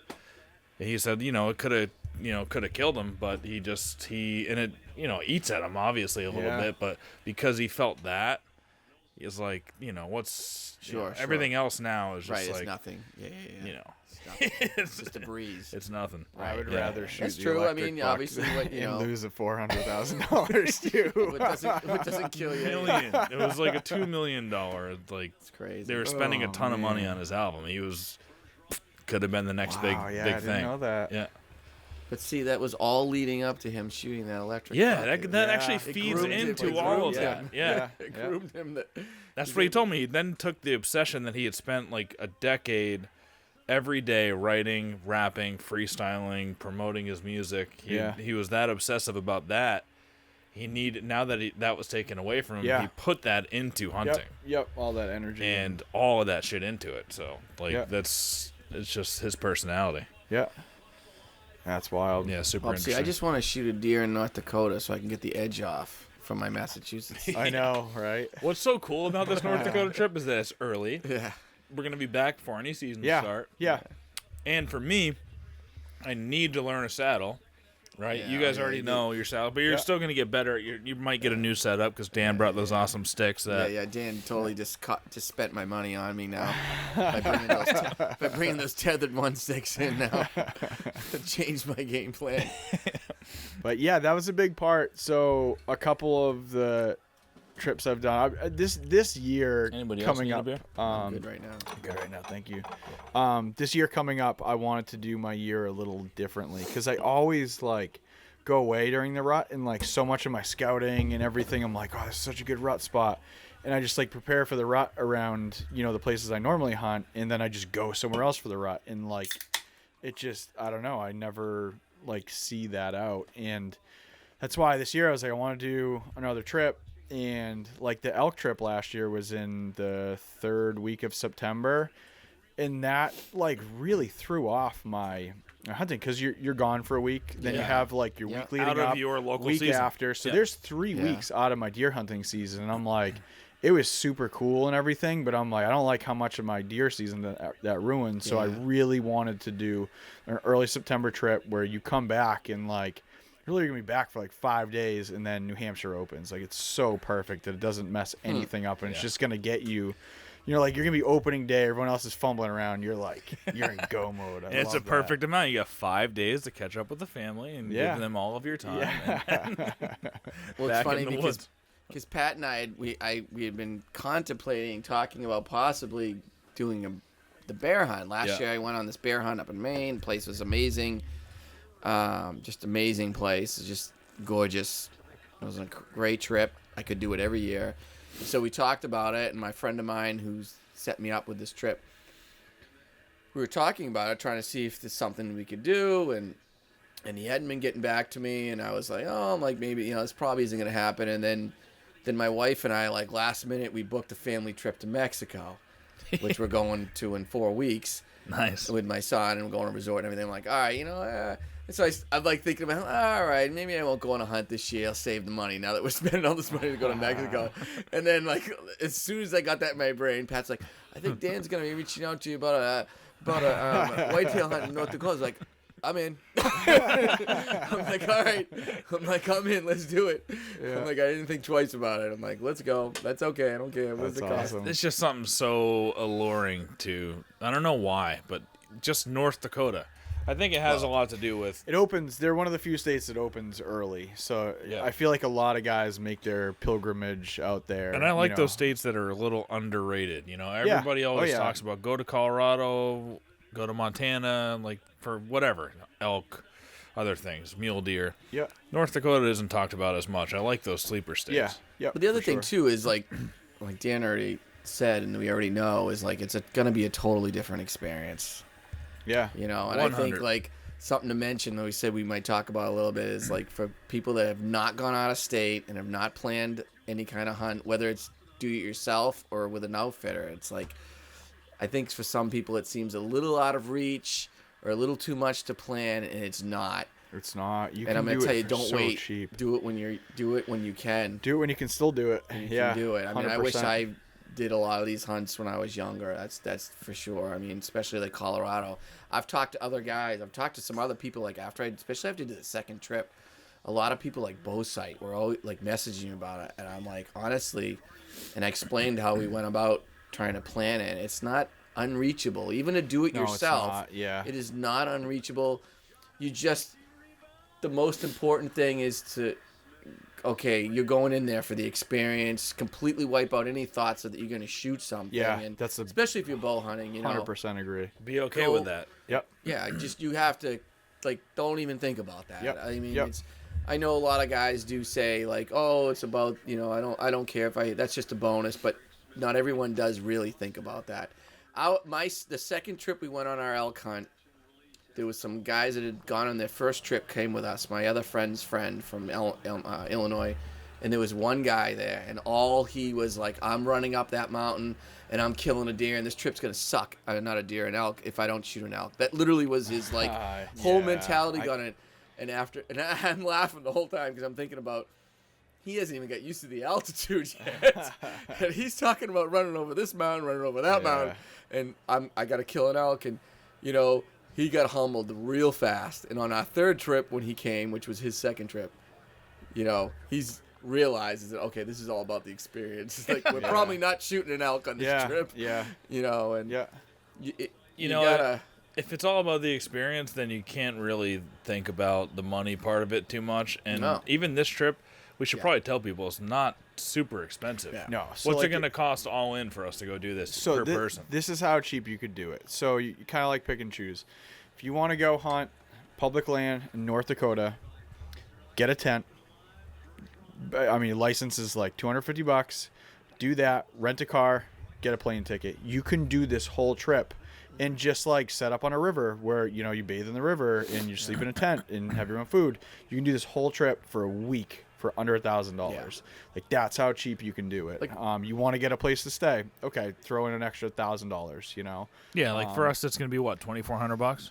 Yeah, something like Something that. like They'll that. probably end up being cheaper than but that. again, that's pretty cheap. But It's we're pretty also cheap. paying for a cabin Exactly. and That- private land to hunt. So yeah, that's a whole nother exactly. level. You don't have to do any of that. Yep. Right. There's one of the kids that I talked to just about planning for an elk hunt. He's like, I hunt elk in a different state every year for under $1,000. So you never Yep, spend more than that's- $1,000. Once you get the gear, so like especially if you're backpacking or I should say like spiking out or anything like that. Once you get your gear, yeah, it's not like our elk hunts that we were doing in Colorado. It's all DIY, and like he said, we stay at like a campground or we'll go spike out. You can do it for around $1,000. Your airfare, your food, gas, and your tags, obviously, depending on what the tags are. Now, if you go, it depends what state. So if you go to Montana, which is a lot more for elk, I think it's like used to be like $900 something for the tag or something. Where Colorado is like $600 something. Obviously, that's the plane ticket and your tag are the big factors. But the thing is, you can do it and you can get into animals. It's whether it's elk, mule deer, pronghorn, any of that, you can do it. You just got to do a little research. And the thing is, like, think about any vacation you go on. Like, Yeah. you're going to Yeah. Mexico. Exactly. You're doing it not because you're coming back with a whole bunch of meat.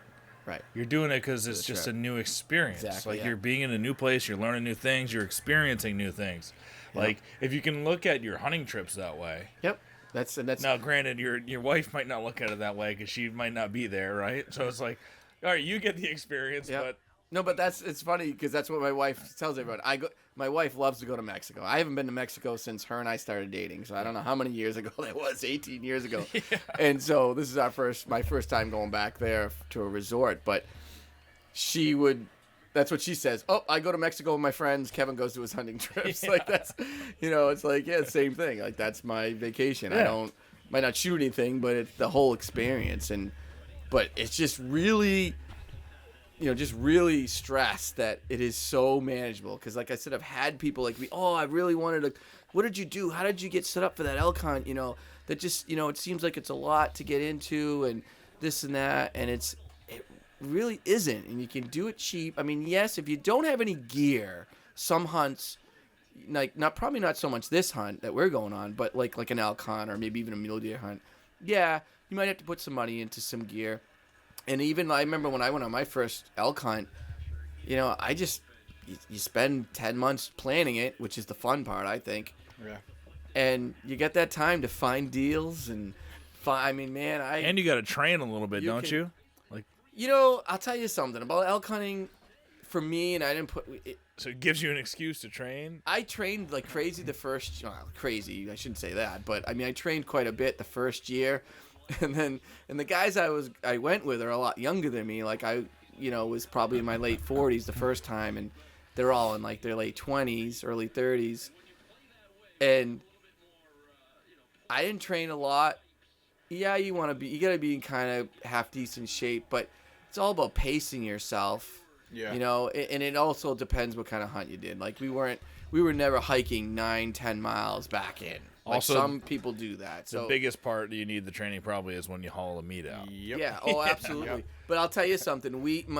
These guys that I went with, we literally have the world record of extracting an elk out of a mountain anywhere. I tell you right now, so we shot our second trip. My friend shot a cow elk, and the same night, I almost shot a bull elk.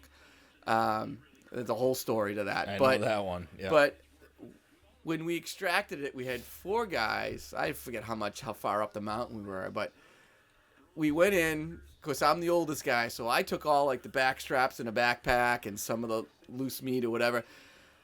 They were like 2 guys. They didn't even have a backpack. They just slung one of the legs over their shoulders. We were down off that mountain in about 15-20 minutes and in a bar in full camo and makeup, drinking cocktails, all dirty. So you guys weren't too deep. Half an hour. Yeah. It was unbelievable. I've said it to this day. Like, these guys were running off the mountain, and I just had a backpack. I'm telling you, we broke a world record. I was like, all I've ever thought about with these trips was how awful the pack out was going to be with the elk. Yeah, and this was the easiest thing ever. Where you are. Yeah, obviously, yeah. We weren't miles in or anything like that, but it still was. The guys were running down the mountain with legs over their shoulders. That's awesome. I was like, Jesus Christ. But yeah. But anyways, those trips, they're so doable, and you definitely don't want to wait. And set your expectations low. Yeah. And like I was telling when you were in the bathroom, like you're going on a vacation. If you look at it like a vacation, like if you and your wife went on a vacation somewhere, you're spending that money to go on have a new experience. Yeah. Not to like bring back meat. Yep. All right. So the meat, if you can look at it like, the experience of hunting is always awesome, but you come back with an animal that is freaking amazing. That's a huge bonus. But I used to go to Anacostia. I've been a few times. My dad and my uncle really love it. I like it. I have a lot of fun because my dad really likes it, and I like to experience with my dad. But every time I left that trip, I felt like, it was like $4,000, and you come back with 2 deer, which is cool. Yeah. The experience is kind of cool, but it wasn't. It was fairly easy. It was fairly easy hunting. But being in a French-speaking place, and your guides are all French, and the food is really good, and all that. The experience was awesome. So now, like anything like under $4,000 going on a hunting trip. Yeah. And like I almost want to come back with nothing or 1 deer would be freaking awesome, right? It's like, it is what you make of it. The time last time I went to North Dakota, that was exactly it. It was the first time doing a Western hunt, and I was like, I really don't care if I shoot anything. I was like, but I'm very interested to see how I feel at the end of this trip after I don't actually shoot anything. And I came back, and that was like life changing for me. Yeah. I was like, that was just such. It is a playground for, like Western hunting for people like us Yeah. is just So a different. playground of just the things you see and Wide open experience spaces. and the adventures. And it is, I could not have cared any less if I shot anything. And I guess the closest thing to that is up here is big woods tracking, yeah. right? Except And you see way more just Yeah. animals in general. Yeah. Right. Well, that sounds like the big thing that And you it's keep, so much warmer. but it does sound like you keep reiterating the fact that because you're spending a lot of time glassing and it's wide open, that whether you're seeing a whitetail or not, you're seeing stuff. Like you talked about you talked about earlier when we were upstairs, the coyote chasing those, I think it was the mule deer around or whatever, and you're going to see stuff because you're looking for stuff the whole time. You're not in dense woods that, you're hearing maybe things, but you're not really seeing it. So. Exactly. Yep. Yeah. So when I went to the Big Woods Buck Spring Thaw in Jackman a couple weeks ago, it was awesome. And you got to meet some of the guys I hadn't met before. And, Rick Labby was out the night before that at this restaurant. There were a few guys there. But I was talking to Rick a lot. Rick's an amazing hunter. And he goes to North Dakota a lot. And I'm talking to him about North Dakota. And his wife, talking with her about it because she goes with him out there. And she said, she planned all these things in the first time they went to North Dakota. She planned all these things to go do and sightsee while Rick was hunting. But the first, afternoon while they were there, or morning or whatever, the first time they went up and glassed a knob together, and she had so much fun. Oh, yeah. Because you could just see, there was just all this, it was nonstop action of just glassing, and, oh, cool, there's a deer. Oh, there's a muley. It's a giant muley. Oh, there's a giant whitetail. There's a coyote, right? She had so much fun that she glassed the rest of the trip. Yeah. She didn't do any of those things. That's that's part of cool. the...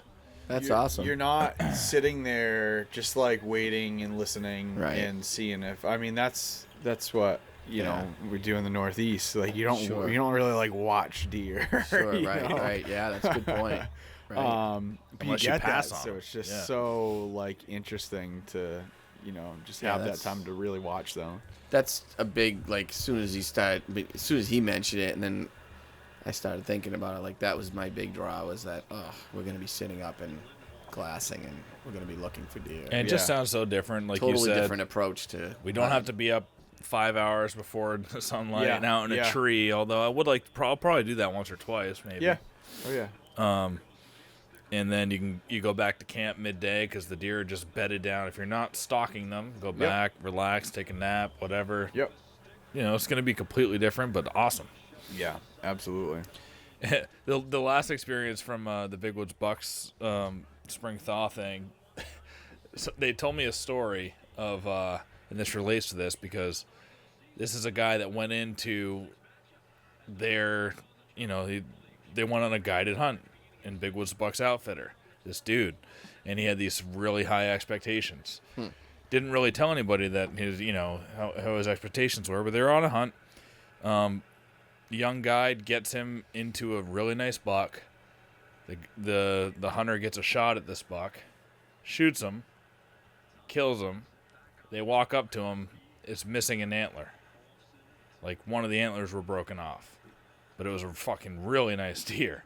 The other antler was really nice, and the deer weighed I think 198 or something when I got back to camp.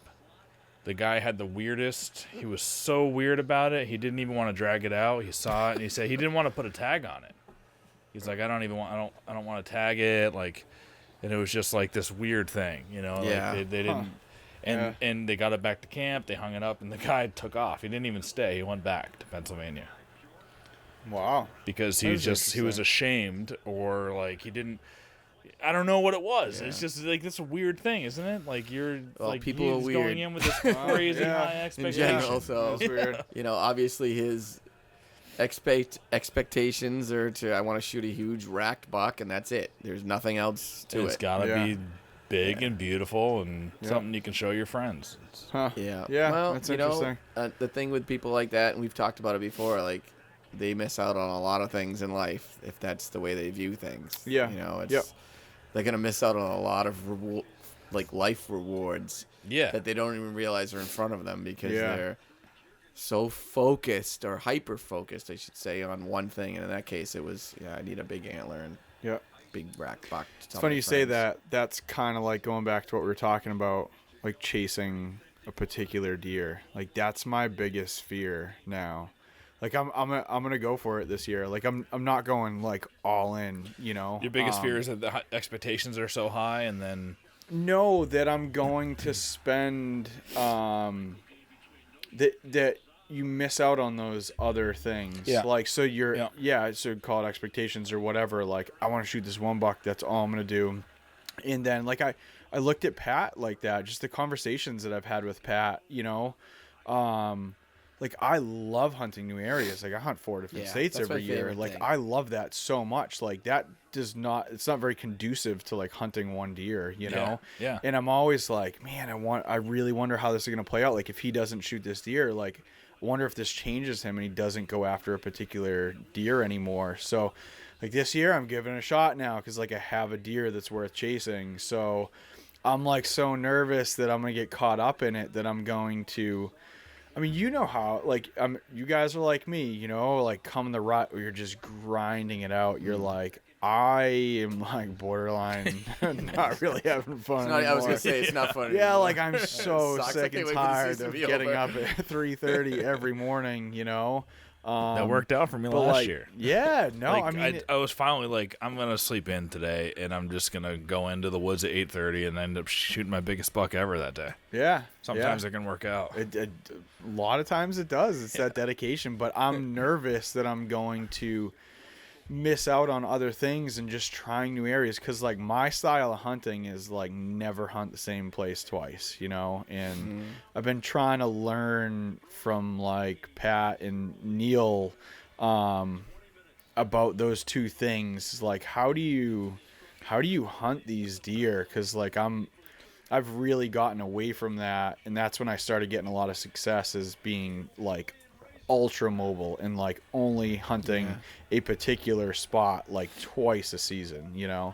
And if you want to kill a particular deer, oh man, it's like so much harder. You gotta like, because you're hunting just that deer and you're putting a lot of hunts and a lot more pressure on that one In that deer. area. Yeah, Yep. that area. Yeah, and I'm like, I don't know. So this will be an interesting ride. So Here's a question, and I know the answer to it, but if your target buck now that you have the history with comes in and he's got one whole side broken off from a fight, man, I've always wondered this. you're still gonna shoot him? I don't know. See, the deer's young enough where you could say, Yeah. It's not like an exceptional... For me, I think if I was, because I've thought about, probably a lot of people have thought of that. I think if it was a deer that I was chasing for quite a bit, I would. But like that buck with all shoot his it. broken, he's such a beast. Yeah, And but if you had no history with him, Yeah. and you're not gonna pass that thing anyway. But I think if I passed a deer one time, and I used to live in Grafton. I passed one in Grafton one time that had a huge one side. Never seen the deer before. I'm not even gonna say I passed him. It was one of those situations where you second guess for a second, and you're like, did it, and then your opportunity is gone. Yeah. And then you're kicking, and you know, I think if it was a deer that I was chasing for a while, I'd shoot him. I'd to close the chapter. I'm wondering, that would be a good question to ask Pat the next time you talk to him. If like Yeah. the electric buck was Electric broken, buck was I'd be missing interested one to know side, that. or it was Yeah. broke off, would you pull the trigger on him? at I'm 11 gonna- and a I'm gonna- half years old, I'm gonna guess that he would say he would pull the trigger to I close think- that I chapter. think so too. Yeah. Because I almost feel like, and I don't know Pat from a hole in the wall, but from the few conversations I've heard him talk to you and stuff, and I know we keep going to Pat Burns, but it's just such a good story that we can keep going back to it. That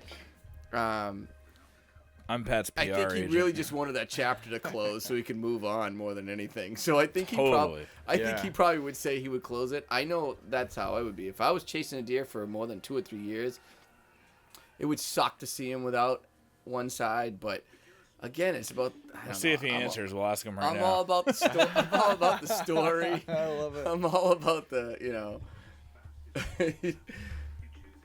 He's like, well, now it's easy for him to answer because he already got the deer. I'm like, yeah, I'd shoot him. He'd say. I've had it happen one time when I was in New York. We try to like only shoot deer that are 3 years old or bigger, and I had one a half rack that was a good 3-year-old, and I didn't shoot, but it was one of those things where I hesitated because I was like, oh, he's a half rack. I'm not really sure. And I'm like, I shouldn't. Then I'm like, oh, no, I should. And then the opportunity was gone. And I was like, well, that's that, you know. Well, I can tell you, I had a cool story with that one time. I was hunting, and I was hunting a different place. I think I might have been hunting over by you there. But in the morning, my buddy said, hey, I was sitting here by my truck, and so I was going to go meet him and hunt the afternoon. And he said, I had a huge 10-pointer come running out of the woods while I was sitting in my truck in this little clearing, and it was chasing a huge 8-pointer, and they fought, and he chased it into the woods. It was a huge 8-pointer. What town was this? This is, I'm not saying it. Manchester. No, it was where I used to live. Manchester by the river. We'll say it was in the Grafton area because it's where I used to live. Manchester by the river And this or was- Manchester by the sea? This is probably 10 years ago, maybe. I don't even know how long ago. And actually, you can't even hunt this area anymore. It was one of the highway spots. You know, you always talk about guys hunting highways and stuff. And he was just telling me how he chased it. And I said, all right. He's like, why don't you come over here and we'll try and tag team this thing. It came out of the swamp, and there's 2 big ones. And I went and he was in one spot, and then I just went and brought a stand in, and I set up. And sure enough, that huge 8-pointer came out, and it had half a rack. So from the time my buddy saw it, they must have fought down in the swamp. You could have found that And it thing. broke it, and I didn't know it was the big deer until after I looked on the footage after.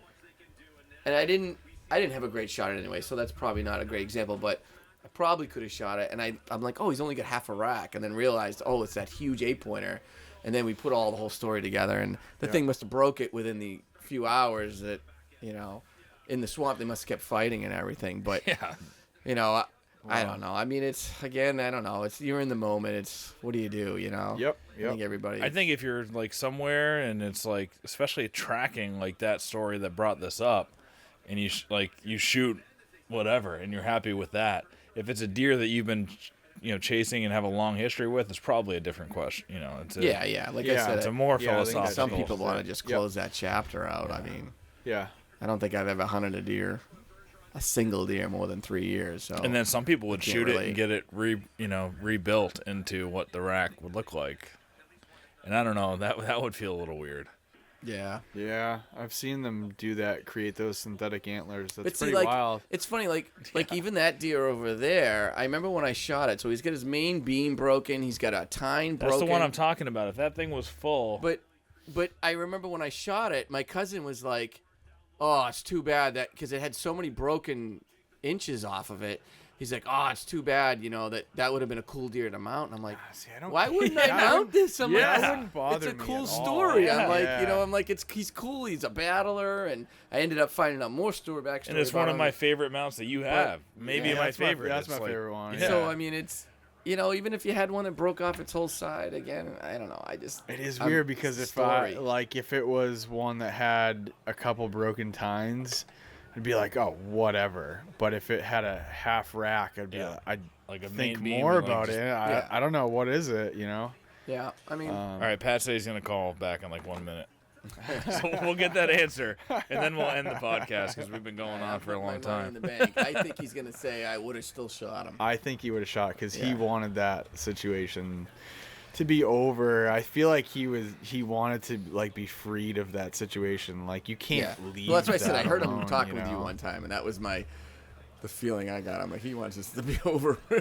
Yeah. Is it good or bad? Just the thing. He wants to know the thing's over and that I can move on. And Yeah. I mean, I've never seen, and I didn't know Pat that, you know, I've only known him for like 2 years, but I knew him enough going into pre-killing the electric buck and then post, and he was a completely different person post-electric buck. it's like Like he just getting had off your like a shoulder. giant stress was Yeah. relieved from Yeah, him, you yeah, know? Yeah. And honestly, I mean, obviously it was a good stress relief because he got the deer. But I bet even if he found out that it was, you know, got killed, hit by a car, Yeah. it wouldn't be as sweet, but it would still be some kind of relief. Yeah, I can move on now. It's closure. Yeah. Yeah. But I don't know if I'll ever know that feeling. But So I'm wondering, like, someone plucks this thing off or gets hit by a car or whatever. that you know? sucks when you stop getting pictures of and you don't know what happened. Yeah, Yeah. the You worst. Invest time Yeah. and invest time and history with a deer, and And I'm sure a lot of guys go That- through that. It's like that it buck- kills you when you don't know what happened. No matter who would have killed that buck, Pat would have known about it. Oh yeah, yeah. He was like a detective about that thing. Yeah, Pat interrogated me one time. Like, dude, He it did. was funny. Oh yeah, I think we talked about it. Yeah, I bumped into him randomly. Like we had talked for a couple of years Here just he is. online, but Oh shit! I gotta join it. Hey, the first call into the podcast. what's going on, Pat? Dan's here. Kevin's Go here. on. We're I in. got a question. We're in Tagged Out Tavern. Yeah.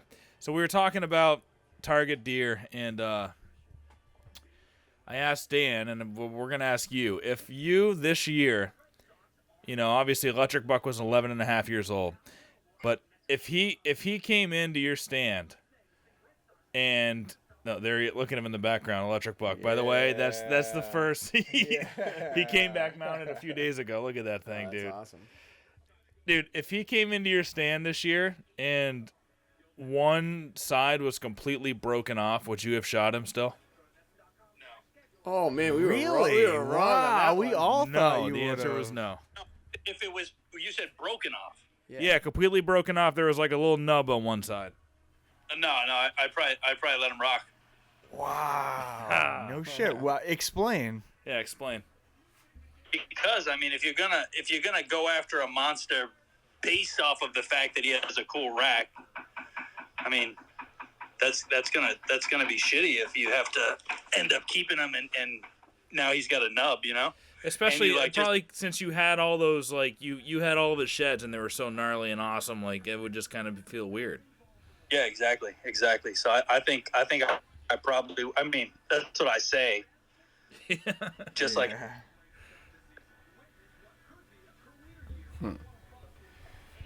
I think you're breaking up. All right, that's I'll call you back surprising. later. We got the answer. You're breaking up, dude. chest. Yo, you broke up. We couldn't hear you. I'll call you back later. We got the answer.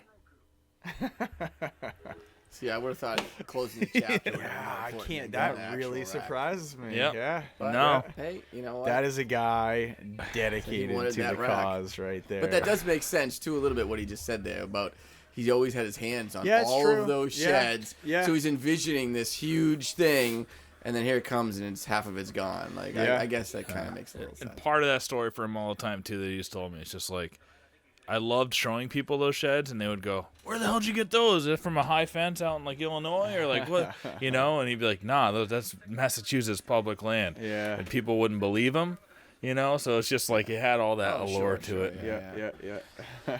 Well, he got it, so that's all that matters. It's over. He's got a Right? full rack, and Yeah. he can sit and talk about that till he's 80 years old, 90 Yeah. years old. Yeah. Well, we probably ended there, hour 50 minutes in, and Cool. Yeah, so we'll have another podcast, and second week of September about. you guys will have to teach me saddle hunting too. Oh yeah, that's, Before we then, have to practice. I'll tell you though, it's easy. So I It's think so easy. right. I first time- I practiced shooting out of a tree stand like a lock on so many times with my bow, and I just am not comfortable with it. The first time I ever released an arrow from a saddle, I was like, "This is better than shooting from the ground." I was telling Pat because you have three. If you shoot from the ground, you have 2 points of contact. You shoot from a saddle, you have at least 3 points of contact. You're so much more stable shooting from a saddle than I've anything said to else. Pat before we need to do like a whole podcast on saddle hunting because I Yeah, mean I'm I not agree. experienced. I've only done it for a couple of years, but the first time I ever put it on, I'm like, this thing is so comfortable and it's Yeah. awesome. I was telling him the first time I ever sat in a saddle was right behind my house right here, and I sat and watched 8 deer for like 20 minutes. I went out and I was like jumped some deer and you were just practicing, or you I were was hunting? practicing. No, Yeah, no. yeah. I was practicing. It was like Oh well. it was like this time of year, I think. It was in the That's spring. awesome. I got my saddle and I went up and jumped some and I went up in it and I was messing around trying to figure out. I'm like, oh, this thing's easy. This is great. And then all the deer came back. So I sat there for like a half an hour. I'm like, this is awesome. It's so comfortable. It is. It really is. I think it is awesome. Well, that's what we'll do. We'll do another one this summer sometime, completely on saddle hunting. And then one second week of September when we talk about our 4 deer. We'll do when we're out there while we're cutting up all. Yeah, the we'll deer. do one or two out there. We can do some quick ones, you know. We're every gonna day, have kinda. like 6 days to kill, so we'll tag out in the first day. That's right. We could do little quick hits every day while we're there too. A little 10 minutes. You know, 10 minutes. What that's happened cool. today? What happened? You know. That'd be fun. I'm gonna video. Are you guys gonna I'm video filming out the there? whole time, For sure. I don't know if I'm awesome. We should- I'll probably bring that camera, but for me, bringing the whole setup and the camera arm and shit is another thing to the equation. Well, I I'm doing know. what I told you I'm doing. With your camera, My phone. and stuff, Yeah. Phones are great, but I'll when still you're bring out, my regular camera. I think when we're out there, we're gonna need some zooms. You know. Yeah. That's why I'm going to bring my regular. I am going to bring my regular camera with me. Cool. Cool. All right, guys. All right. Thanks for coming. Yeah. Thanks for having Thanks us. for It was a having good me. one.